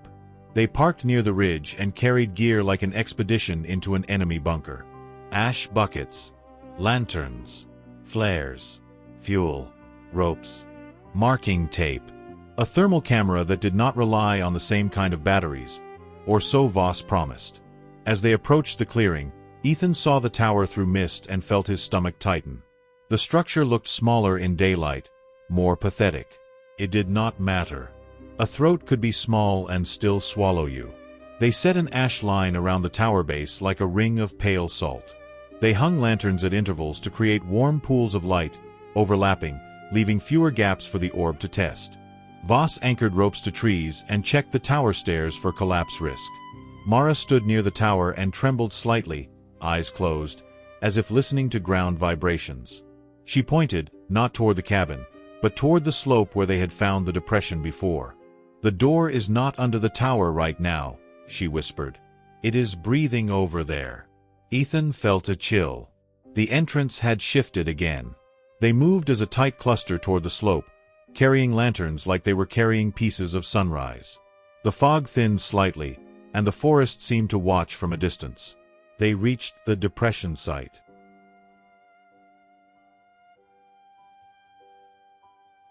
In daylight, it looked different. The leaves were arranged too neatly, as if someone had brushed them into place. The spiral residue was gone, wiped clean. But the ground felt wrong underfoot, soft in a way that did not match the surrounding soil. Voss sprinkled ash over the center. The ash sank in a slow swirl, like water draining. Mara's face went pale. "It is open under the skin," she whispered. Ethan lit a flare, red light hissing. The flare made the ash line glow pink, turning the depression into a mouth-shaped stain. Then the ground clicked once. A slow, deliberate crack. Like a door lock turning. The depression opened without violence. The earth simply relaxed and parted, as if it had always been a seam waiting to be pulled. A dark hole yawned beneath the ash, edges slick with gray wet film. A smell rose out, copper and rot and something older, like damp stone that had never seen sun. Voss anchored a rope and tested the edge. It held. Riley held a lantern over the opening. The warm light pushed into darkness and revealed packed soil walls descending into a tunnel. No creatures climbed out. No hands. Only the sensation of being watched from below. Ethan swallowed and looked at Mara. Mara did not look into the hole. She stared at the ground beside it, eyes fixed low, jaw clenched. They descended in order. Voss first, then Ethan, then Riley, then the deputy, then Mara secured between them like a fragile center. The tunnel narrowed and widened in pulses, like it had been carved by something that breathed. Roots lined the walls, thick and twisted, some of them wrapped in a thin gray skin that glistened like wet ash. The clicking was present down here, but softer, like a heartbeat. Ethan held his flare low and his lantern higher, creating layered light. Warm and red. Human and angry. They reached a chamber where the ceiling rose and the walls were lined with root bundles. And in those bundles, shapes. Human shapes. Pressed into the living structure like people trapped in tree bark. Faces turned outward, eyes open, mouths slack. Some blinked slowly. They were alive. Ethan felt his stomach drop. He stepped closer, careful, flare held ready. One face turned slightly toward him. The eyes were not empty. They were pleading. And the hand pressed against the root wall lifted, slow and stiff, and pointed deeper into the tunnel. Not a request. A reflex. A duty worn like a mask. Mara squeezed Ethan's sleeve hard enough to hurt. "Do not touch them," she whispered. "It uses touch to write you." Ethan pulled back, breathing hard. The deputy looked sick, face pale, eyes wet. Riley stared at the trapped faces and whispered their names, recognizing one from a missing persons bulletin. Voss stayed focused, scanning the chamber like a rescue diver in a wreck. Ethan tried to speak to the trapped people, to ask who they were, how long they had been there, if they could be freed. A man's lips moved with effort, but no sound came. Then his jaw opened in that silent stretch Ethan had seen in the deer. Ethan flinched. The man's eyes filled with tears. He did not want to do it. His body did it anyway. Another trapped person lifted their arm and pointed too. Then another. A chorus of pointing hands, slow and synchronized, all directing toward the same tunnel mouth deeper in the earth. Ethan felt the pressure headache begin again, a pulse behind his eyes, not as strong as when the orb hovered above ground, but enough to make his vision swim. Riley held her lantern higher, forcing warm light into the corners. The pointing slowed slightly, as if the light interfered with the compulsion. Voss sprinkled ash at the tunnel entrance deeper, marking a boundary. The ash drifted inward on an unseen draft, pulled like breath. Ethan realized the chamber itself inhaled. The forest was breathing through this place. And somewhere deeper, the orb was not floating. It was rooted. They moved on, because standing still was how you became part of the wall. The next tunnel felt warmer. Not comfortable warm, but the warm of a body under fever. The walls glistened with that gray film, and the roots shifted subtly when light passed, as if reacting. They encountered spirals carved into the tunnel floor, shallow grooves filled with pale residue. The spirals were larger here, wider, like bigger doors. Mara stopped and shook her head violently. Do not step in the center. Ethan looked and saw the subtle difference. The spiral center was not dirt. It was a thin membrane, stretched tight, slightly translucent. Beneath it, something moved like fingers pressing from below. Voss laid boards across the spiral center to create a bridge, and they crossed carefully, weight distributed. Ethan held his flare low to keep red light on the membrane. As they moved, the clicking changed rhythm, faster, irritated. A radio crackle came from the deputy's device despite it being off. A whisper slipped out, wet and intimate. This way. The deputy froze, eyes widening. Ethan ripped the radio off the deputy's vest and threw it back into the earlier tunnel like it was a live snake. The whisper continued from the dark where it landed, repeating softly. This way. Riley lit a flare and tossed it after the radio. Red light flared, and the whisper cut off mid-breath. They kept going. Ethan understood now that even objects carried back could become mouths. The forest did not just wear people. It wore tools. They reached a chamber that was wider than the first, and here the root walls looked less like wood and more like muscle. Thick bundles pulsed faintly, subtle contractions timed with the clicking. In the center of the chamber stood the deer. Not a living deer. Not a dead one. A deer-shaped structure made of roots and gray skin, posed upright as if mounted on invisible strings. Its chest seemed glowed faintly from within, not bright like the surface deer, but deep, like embers buried under ash. Mara whimpered and turned her face away. Ethan felt the pressure headache surge, trying to pull his gaze into the glow. He forced his eyes to the floor, focusing on boots and ash. Voss moved carefully around the deer structure, scanning for a path. Riley held the lantern high, making warm light flood the chamber. The deer structure twitched. Its head turned slightly toward the lantern, as if it disliked warmth. Then the chest seam opened a fraction, and a pale glow leaked out like breath. Ethan's vision blurred. He saw the missing volunteer again, walking stiffly through the pullout, pointing, guiding. He saw Mercer climbing the tower stairs. He saw a child in pajamas walking toward a backyard fence, drawn by a pail dot beyond the trees. Ethan slammed his eyes shut, teeth clenched, and felt blood taste on his tongue where he bit down. Riley shouted at everyone to look down. To look away. They moved past the deer structure quickly, lanterns held high, flares ready. Behind them, the deer structure clicked once, loud and satisfied, like it had taken a small bite out of their thoughts. The tunnel beyond sloped upward, which felt wrong because they were underground. The air grew cooler again. The clicking became slower, deeper. They reached a place where the root walls thinned and the tunnel widened into a long corridor lined with human figures embedded in roots. More than before. Dozens. Maybe more. Their eyes tracked the lanterns as the team passed. Some mouths moved silently. Some smiled in ways that did not reach their eyes. And all of them pointed. Some pointed forward. Some pointed back. Some pointed at Mara. Some pointed at Ethan. Ethan realized the pointing was not about direction anymore. It was about selection. The forest was choosing which of them would be useful. Mara began to shake. Her right arm lifted slightly, fingers twitching, as if trying to point too. She fought it, clenching her fist until her knuckles went white. Ethan grabbed her wrist gently and held it down. He felt her pulse racing. He felt the heat of fear. He whispered to her to breathe, to stay with him, to keep her eyes on his boots. Mara whispered back, voice cracked. "It wants me to show you where the heart is." Ethan's stomach dropped, because he needed the heart. But he did not want Mara to become a map. They moved on with lantern light and stubborn refusal. But refusal felt thinner down here, like paper in water. The corridor ended at a chamber that felt like the inside of a giant tree hollow.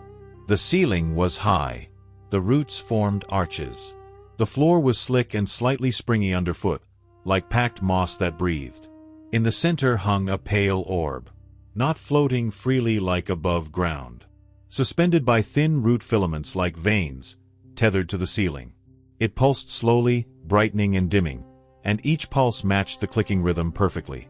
Ethan felt the pressure headache explode behind his eyes. The orb was closer than ever. It was not a scout here. It was an organ. Riley threw ash in a wide ring around the chamber center, creating a pale boundary. The ash trembled slightly as if responding to the orb's pulse. Voss pointed to the ceiling filaments. He motioned with his hand, suggesting they cut the filaments, drop the orb, disrupt it. Ethan nodded, but he felt doubt. The orb was not a lantern hung by a string. It felt connected to everything. Mara's eyes filled with tears. She whispered, "If you cut it wrong, it opens everything." Ethan swallowed. He looked at the root filaments again and saw tiny spirals carved into them, repeating patterns like muscle memory. The chamber was a switchboard. The orb was the node, and the forest above was just the skin. Ethan backed away, trying to think through panic. If Part 4 was the final, then this was the last threshold before the ending choice. He understood that the orb was not the whole creature. The orb was how the creature saw. If he blinded it, maybe the doors would stop moving. But if he tore it out, maybe the wound would become a bigger door. Ethan ordered retreat. Not because he was giving up. Because he needed daylight and fire big enough to seal a wound the size of a forest. He needed Part 4. And the chamber did not like that decision. The orb brightened sharply, and the tunnel behind them clicked like a lock turning. The tunnel behind them began to shift. Not collapsing. Rearranging.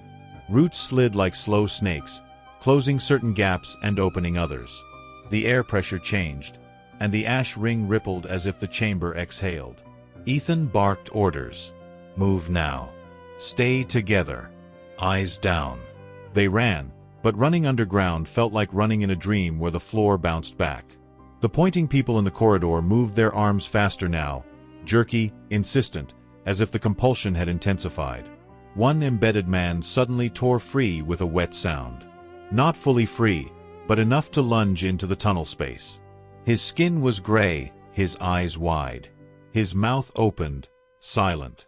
He pointed at Ethan and stumbled forward. Ethan raised his flare and thrust it out. Red light hit the man's face, and the man recoiled violently, hands flying to his eyes. He made a wet clicking moan and fell back into the roots, which wrapped him again like arms reclaiming him. Fire made it remember. Fire also made the collected remember pain. Ethan felt sick, but he kept moving. They crossed the spiral membrane again on the boards. The membrane bulged upward now, pressed from below by many fingers. The boards creaked. Voss moved first, fast and steady. Ethan followed with the flare low. Riley helped Mara across. The deputy slipped. For a moment, his boot sank into the membrane center like stepping into thick skin. He screamed, real sound this time, and the membrane tightened around his ankle. Ethan slammed the flare down near the membrane. The red heat hissed, and the membrane loosened enough for the deputy to yank free. The deputy stumbled, sobbing, face white. They ran. Behind them, the whisper returned, not from radios, but from walls. This way. This way. Ethan gritted his teeth and chose the opposite of every urge. He followed ash marks. He followed lantern light. He followed human stubbornness. They reached the first chamber again, where the trapped faces stared with slow blinking eyes. The hole above was still open, a rough shaft leading to dawn fog. Voss climbed first, rope taut. Riley followed. The deputy climbed next, shaking. Mara hesitated, tremors running through her arms. Her hand lifted again, pointing downward. Ethan grabbed her wrist and held it, looking into her face, not letting his gaze drift elsewhere. Mara's eyes were wet with panic. "It is pulling my arm like a string," she whispered. "It wants me to point you back." Ethan shook his head and spoke with absolute clarity, voice low and hard. "Point at me." Mara blinked, confused. Ethan lifted his own hand and placed it against his chest, giving her a target that was human and close. Mara's finger trembled, then shifted, and pointed at Ethan instead of the tunnel. The compulsion broke for a fraction of a second. Enough. Ethan guided her to the rope and pushed her upward gently. She climbed with Riley's help. Ethan climbed last, flare still burning low. As he rose, he felt the air change, colder, cleaner, full of wet pine. He emerged into gray daylight like surfacing from a mouth. They scrambled away from the opening and poured ash over it in thick layers. They placed lanterns around it. They drew a wide ring. The hole did not close. It simply waited. And from below, faint clicking continued, steady as a heartbeat. Ethan stared down at the ash ring and made a promise out loud, not to the team, but to the forest. "This ends tomorrow." The forest answered with a single soft click. Like agreement. They returned to the station with the kind of silence that meant everyone was holding their sanity together with thin thread. The deputy filed emergency orders for broader closures. County Command called in wildfire control advisors. Engineers. People with titles. None of that mattered to Ethan as much as a simple truth. He had seen the orb tethered to the root ceiling like an eye in a skull. He had seen the collected alive, used, pointed. He had seen the entrance shift like a breathing wound. He now understood what Part 4 had to be. A controlled burn corridor on the surface to prevent the orb from scouting. Ash lines to show where doors tried to open. Lantern corridors to protect mines. A descent with a single purpose. Blind the forest. Seal the throat. Do it without opening everything. Mara sat on the infirmary cot, shaking with exhaustion. She looked at Ethan and whispered one last warning for the night. "When you go back, it will try to wear your voice next." Ethan nodded. He removed his radio battery and locked it away. He wrote orders for tomorrow on paper, and he instructed hand signals and rope tugs. No electronics. No easy mouths. He went outside the station and looked toward the forest boundary. Fog rolled low. Street lights hummed. In the distance, far beyond where the trees should have ended, he imagined a faint pale dot hovering in a place it did not belong. Not because he saw it, because he knew it was learning. Ethan turned back inside and laid flares on the table like a prayer made of chemistry and fire. Dawn arrived sharp and cold, the kind of dawn that made every breath feel like glass. The forest boundary was quiet in a way that felt staged. Ethan stood over the map at the station table with ash smudged on his hands and flare smoke still clinging to his jacket from the night before. He did not bring radios. He did not bring battery flashlights. He brought storm lanterns, fuel, flares, ash, rope, bolt cutters, and a drip torch borrowed from wildfire control, its metal belly sloshing with promise. Riley watched him pack and said nothing for a long time. Then she nodded once, like an oath. The deputy signed the closure orders with shaking hands and stayed behind with county command, because someone needed to keep the surface world from wandering incurious and blind. Voss checked rope and harness twice, eyes hard and calm. Mara stood by the door, blanket around her shoulders like a cape someone had thrown over a survivor. She was coming. Ethan had tried to argue. Mara had simply looked at him and said she could feel where the door was breathing. She was not a passenger anymore. She was a compass the forest hated. They left before the sun climbed high enough to make the fog retreat. They reached the ridge with a convoy of practical light. Lanterns hung from hooks on poles, casting warm circles in the gray morning. Ash lines marked safe zones like pale scars on the ground. The tower stood in fog like a rotten tooth. Ethan hated it for still being there. Mara stopped near the slope and closed her eyes. Her breathing slowed, and Ethan watched her fingertips twitch, not pointing this time, but searching. She opened her eyes and walked several steps left, then stopped. She pointed down at the forest floor. Here. The ground looked ordinary, leaf litter and needles and damp soil. But Ethan felt it the moment he stepped closer. A hollow softness. A tension under the skin. The air smelled faintly of copper rot, even in daylight. Voss sprinkled ash in a wide circle. The ash sank in a slow spiral, as if the earth exhaled through a mouth-shaped drain. Ethan lit a flare. Red hiss filled the fog. The ash swirl slowed slightly, like the door did not like being watched by fire. Riley placed lanterns around the circle, warm light overlapping, reducing the shadows. Ethan set the drip torch down carefully and looked at everyone. This was where they ended it. They prepared the surface corridor first, because Ethan refused to be trapped underground without a way back. Wildfire control advisors had taught him how fire moved, how wind could betray it, how heat could become its own creature. He used that knowledge like a weapon. He laid a controlled burn line, not a wildfire, not a scream, but a narrow corridor of blackened ground from the tower clearing to the depression site. Voss and Riley assisted, keeping the flame low, guiding it, smothering edges with dirt and ash. Smoke rose thin and steady. The forest around the corridor went silent. Not quiet. Silent. Even the birds stopped. Ethan felt the pressure headache flicker at the edge of his skull, like something was waking and realizing it was being threatened. Mara watched the burn line with trembling relief. "It remembers," she whispered. Ethan did not ask what it remembered. He only fed the line until the corridor was complete, a dark scar of safety cutting through the pale fog. If the forest wanted paths, Ethan would build one it hated. The hole opened when it wanted, not when they asked. The leaf litter parted with a slow seam, and the dark shaft appeared, slick walls descending into root-lined darkness. The smell rose up like a breath that had been held too long. They hung lanterns at the opening and lowered a rope line. Voss went first with steady movements, like a man entering a cave he expected to fight. Ethan followed with a flare and a lantern, red and warm together. Riley followed, then Mara, then a final safety rope. As Ethan descended, the surface light faded quickly. Fog and dawn became a memory. Down here, the clicking was stronger, steady as a heartbeat in a giant chest. They reached the first chamber again, where the collected were pressed into root walls like living plaques. Eyes turned toward them, following lantern light. Hands lifted and pointed deeper, slow and synchronized. Ethan kept his gaze low, refusing the pointing chorus. He laid ash lines on the floor, marking their route like breadcrumbs made of fire memory. Mara whispered to the collected without looking at their faces. "We are ending it." No one answered with voice.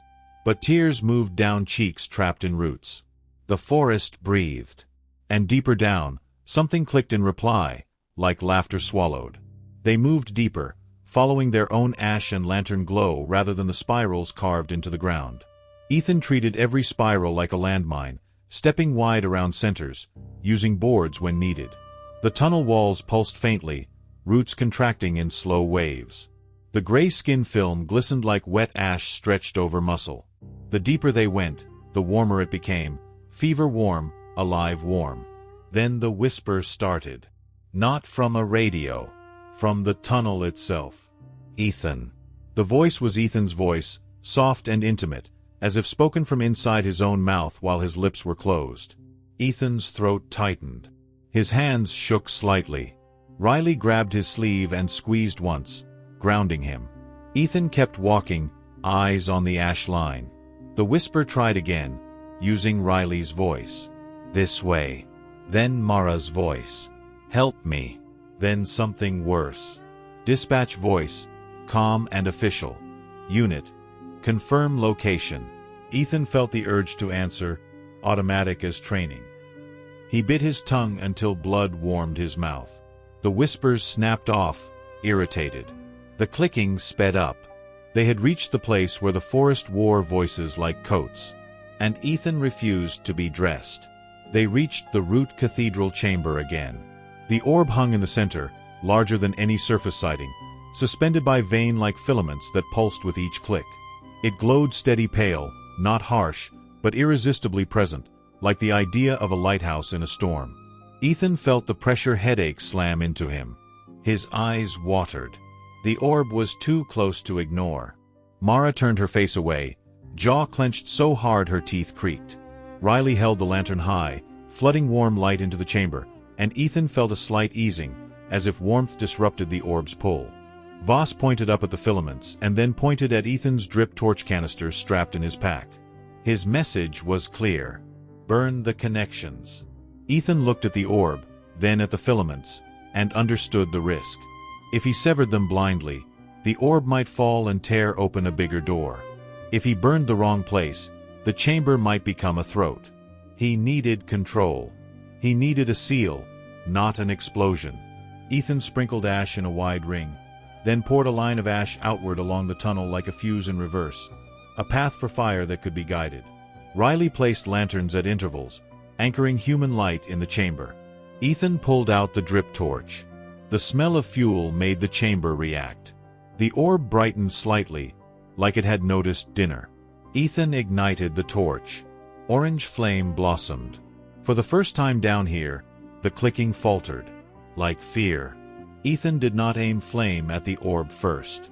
He aimed at the filaments that fed it, but carefully, segment by segment, burning in short controlled bursts like trimming a living nerve. The filaments sizzled. A sound rose, not a scream, but a deep wet groan through roots, like the forest itself grunting in pain. The orb flickered for the first time in a way that felt real. Warm lantern light held steady, and Ethan kept his eyes low, never meeting the orb directly. He watched the ash ring, the filaments, the fire. Mara whispered, shaking, "Do not let it see your face." Ethan did not understand until the orb brightened sharply, and the tunnel walls shimmered with faint reflections, like the orb was trying to paint images out of light. Ethan saw his own silhouette on the wet wall. Then the silhouette moved wrong. It lifted its arm and pointed deeper, independent of him. Ethan's stomach dropped. The orb was trying to practice wearing him. Ethan increased flame, burning the closest filament cluster until it snapped and recoiled like a severed tendon. The orb dimmed slightly. The clicking slowed. Riley exhaled a shaky breath. Then the chamber answered with a surge. Roots flexed. The floor trembled. And the ash ring began to pull inward, sliding toward the orb as if the orb was inhaling the boundary. Ethan realized the orb was not only an eye. It was a lung. And it was about to breathe in the chamber. The inhale began. Not as wind, but as pressure. Lantern flames leaned inward. Ash slid like water. Ethan's flare hiss changed pitch. Mara stumbled, pulled forward by an invisible tug. Her arm lifted again, pointing at the orb, trembling with compulsion. Ethan grabbed her, anchoring her behind him. He pressed the flare near the ground, red heat fighting the pull. Voss drove a metal spike into the floor crack and clipped a rope line to it, creating a physical anchor. He signaled for everyone to clip in. They clipped in quickly, harness hooks snapping in the dark. The orb brightened, and Ethan felt his thoughts begin to loosen at the edges, like pages in a wet book. Images flashed in his mind. The volunteer pointing. Mercer climbing. A family on a porch. A child near a fence. The orb was tasting future paths. Ethan snarled in frustration and slammed the drip torch flame into a thick root bundle leading up toward the orb. The bundle ignited with a low, ugly burn, not like wood but like fat. A deeper groan rolled through the chamber. The inhale stuttered. Lantern flames straightened. Ash stopped sliding. Ethan had found a nerve that hurt it. He kept burning, controlled but relentless, carving a narrow corridor of flame up the root bundle like a fuse climbing toward the filaments. The orb flickered hard. For a second, the chamber went dim. And in that dimness, Ethan heard voices from the walls. Real voices. The collected, whispering through root and pain. Please. Ethan's chest tightened. He could not save them all. But he could stop the collecting. He forced his hands to keep burning. Because if he hesitated, the forest would learn mercy as another coat to wear. The burning root bundle reached the filament cluster. The filaments ignited with a hiss like wet rope in a furnace. The orb pulsed erratically, bright dim, as if blinking in pain. Then the orb did something Ethan had not seen before. It split. Not into two orbs, but into layers, like an eye dilating. The center darkened and opened into a thin vertical slit, a pupil-shaped mouth. The pressure in Ethan's skull spiked so sharply he nearly blacked out. Mara screamed, finally with sound, and covered her face. Riley shouted for everyone to look down. Voss kept his eyes on the ash and rope and signaled Ethan to finish it. Ethan realized the truth in a sudden, nauseating clarity. The orb was not just seeing. It was trying to swallow their minds directly. If that mouth fully opened, the chamber would become a throat, and every person down here would become a path. Ethan made the hardest choice of his life in one breath. He poured fuel in a thick ring around the chamber center, outside the ash line, creating a burn moat. Then he poured fuel along the tunnel behind them, creating a controlled backfire path that would chase them out and collapse the breathing corridor. Riley stared at him, understanding instantly. This would seal it. But sealing meant fire would consume what lived in these roots, including the collected. Ethan's stomach twisted. He heard the collected whisper again. Please. Ethan whispered back, barely audible, eyes down, voice breaking. I am sorry. Then he struck the flare hard against the fuel line. Flame raced. The chamber lit up like dawn inside a wound. The orb screamed without sound. And the roots began to burn. The fire did not roar like a wildfire. It burned with a wet, angry hiss, consuming gray skin and root muscle in thick waves. Smoke billowed, heavy and choking, tasting of pennies and rot. The orb flickered violently, its mouth slit widening and narrowing as if trying to breathe. Lanterns shook on their hooks. The floor trembled. Ash rose in swirling currents. Ethan pulled the team back along the prepared tunnel route, following ash lines, staying clipped to ropes where needed. The backfire line behind them ignited in sequence, chasing them forward with heat like a pushing hand. The collected voices rose, not screaming, but whispering louder, a chorus of sorrow. Ethan did not look at the walls. He could not. He kept his eyes on the ash trail and the boots ahead. Mara stumbled, weak from fear and compulsion. Riley held her up, half dragging her. Voss moved with brutal efficiency, cutting rope anchors as they passed, leaving nothing behind that could be reused. The tunnel ceiling began to sag as roots burned through. Dirt rained down. The clicking became frantic, no longer amused. It sounded like panic. Ethan realized the forest had never expected anyone to fight it underground with controlled fire. It had expected fear. It had expected curiosity. It had expected obedience. It had not expected a ranger to bring a burn plan into its throat. And now it was choking. They reached the spiral membrane bridge, and it was worse now. The membrane bulged violently, pressed upward by many hands from below, as if the deeper chambers were trying to push themselves toward escape. Boards creaked.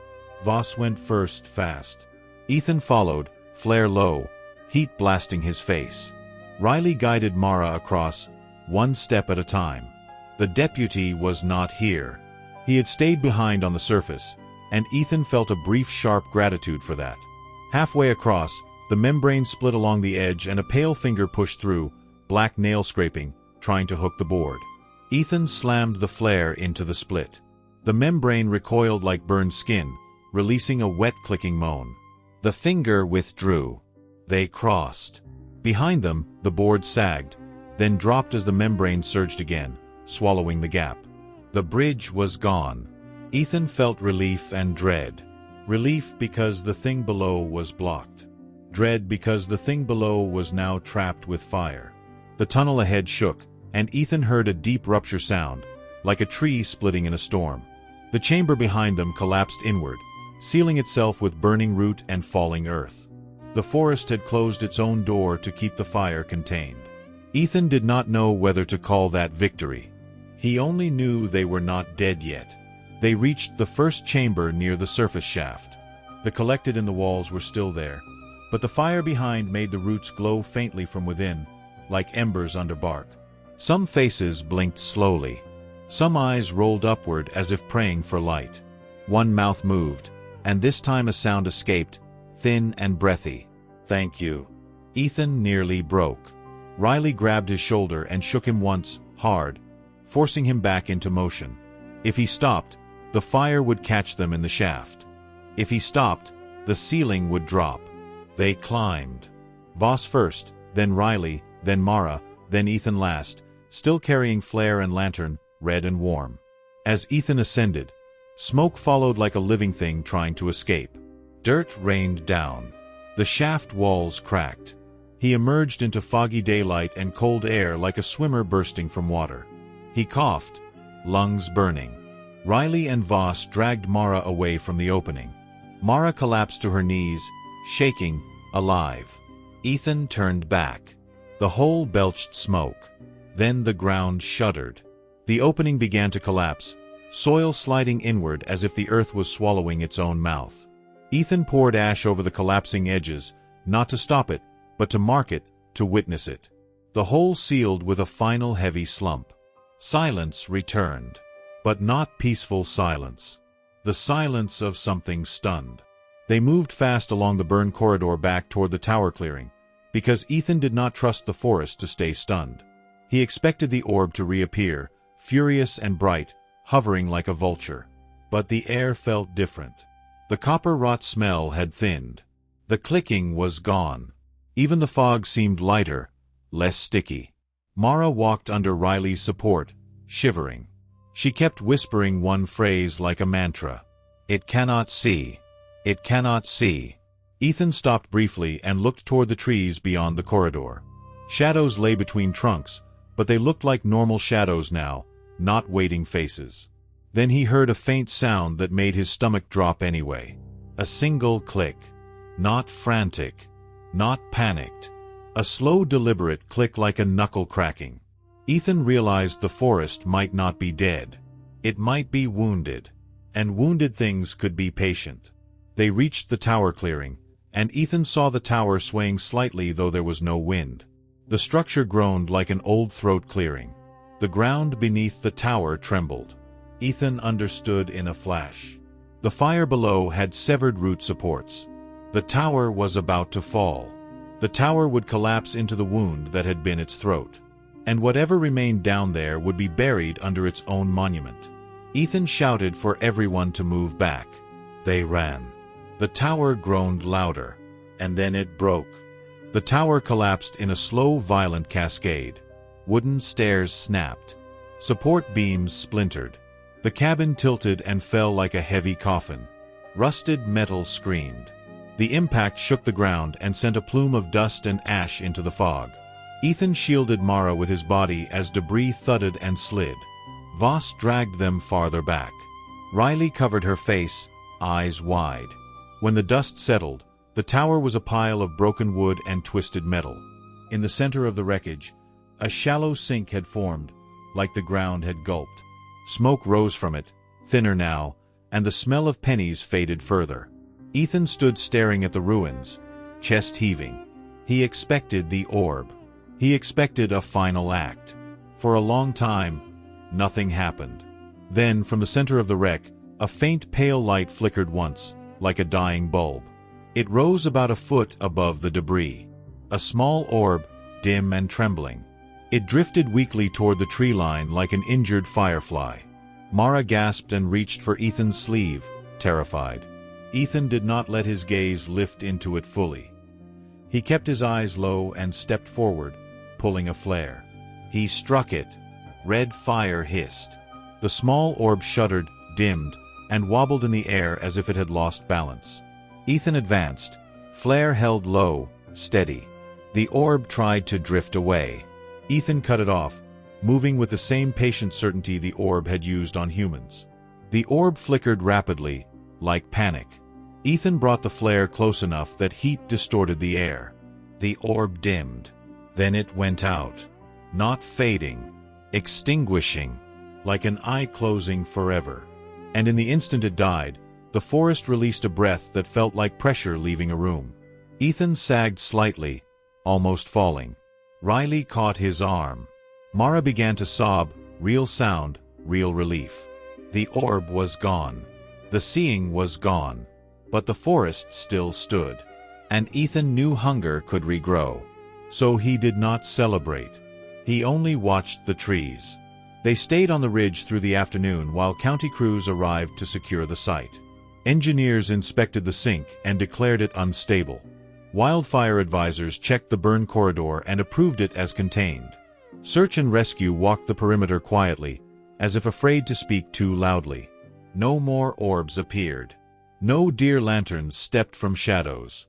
No voices leaked from radios. Mara's tremors gradually eased.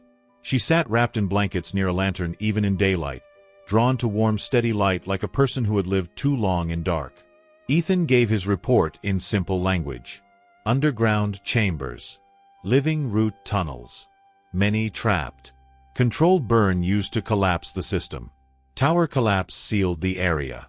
Orb extinguished. He did not try to explain the compulsions, the pointing, the way duty could be worn.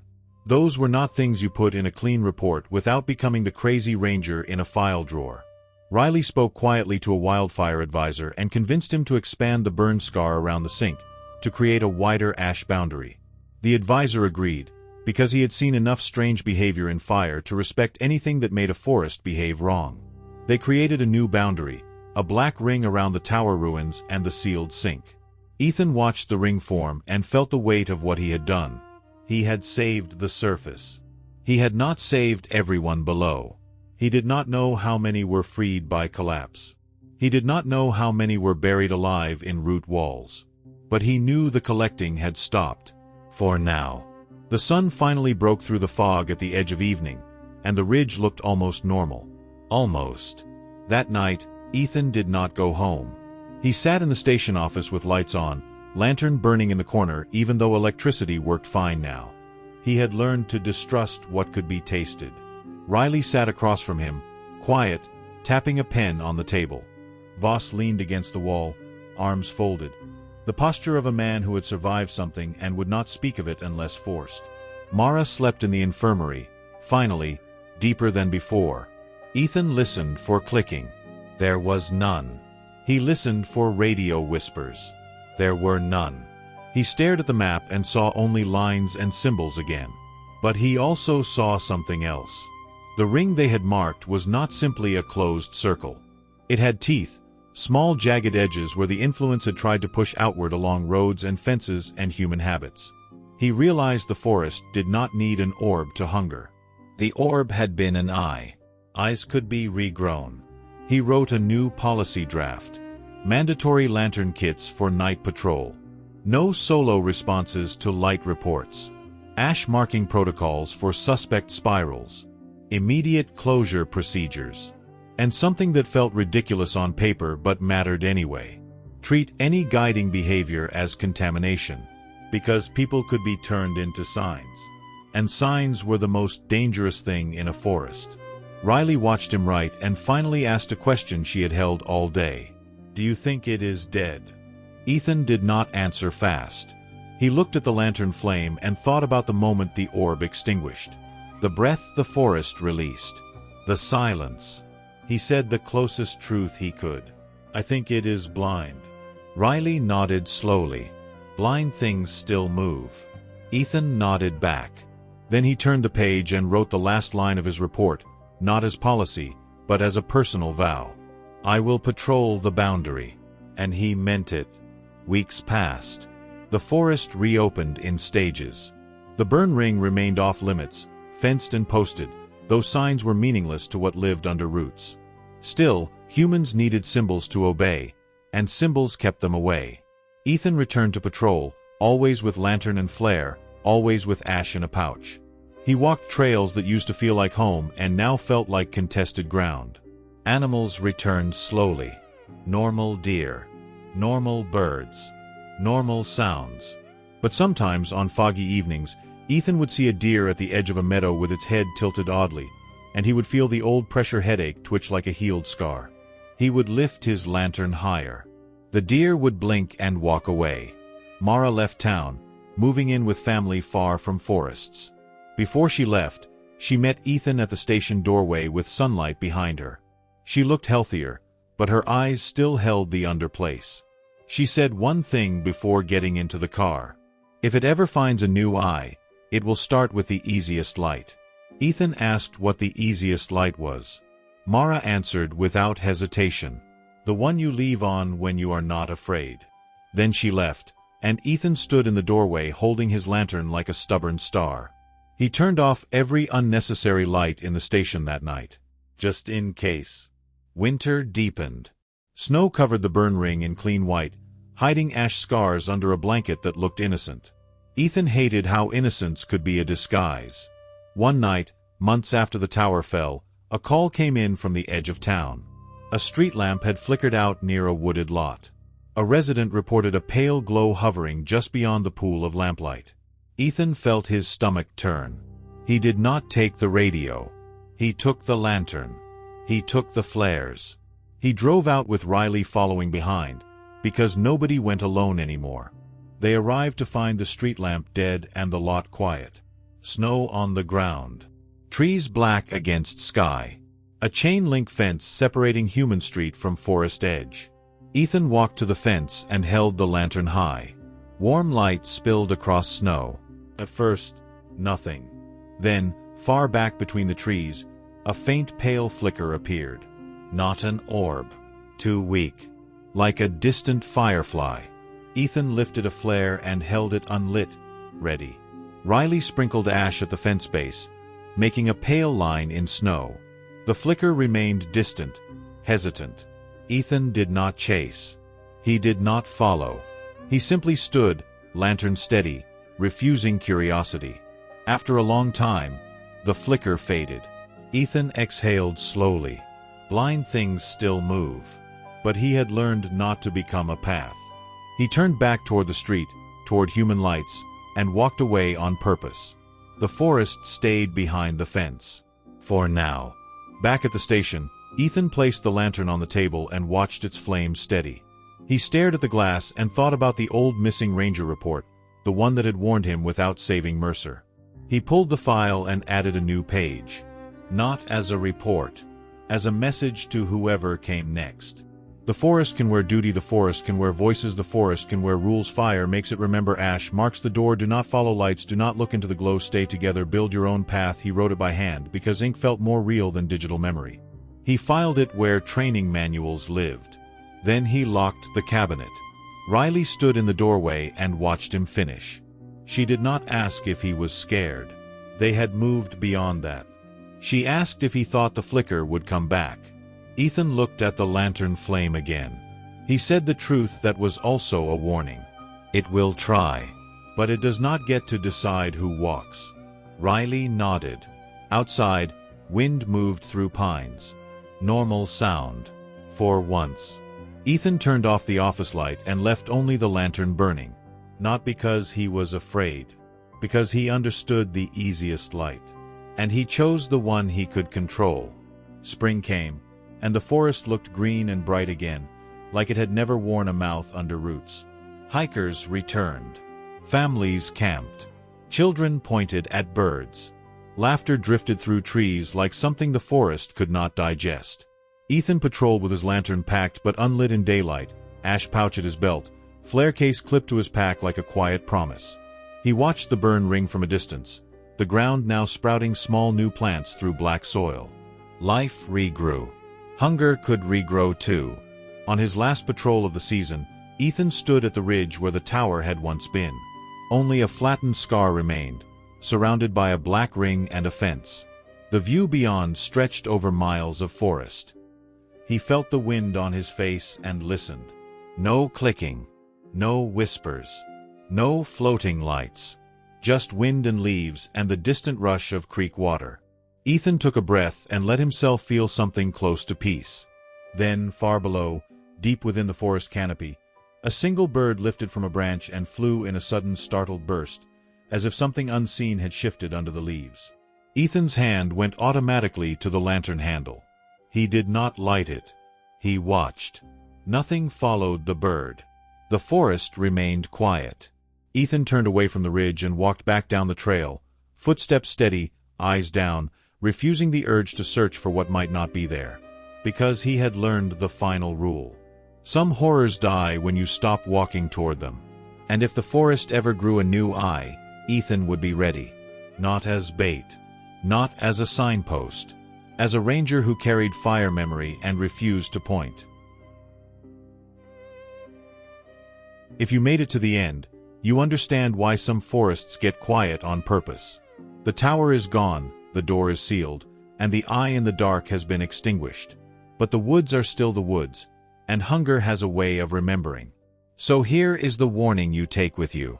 If you see a light where no one should be, if your radio whispers your name, if the trail feels like it is trying to guide your feet, stop. Look down. Turn back. Build your own path. If you want more Midnight Ranger horrors like this, hit like, subscribe, and tell me in the comments what you would do if you saw that glowing orb in the fog. And until the next story, keep your lantern close, and never follow the light.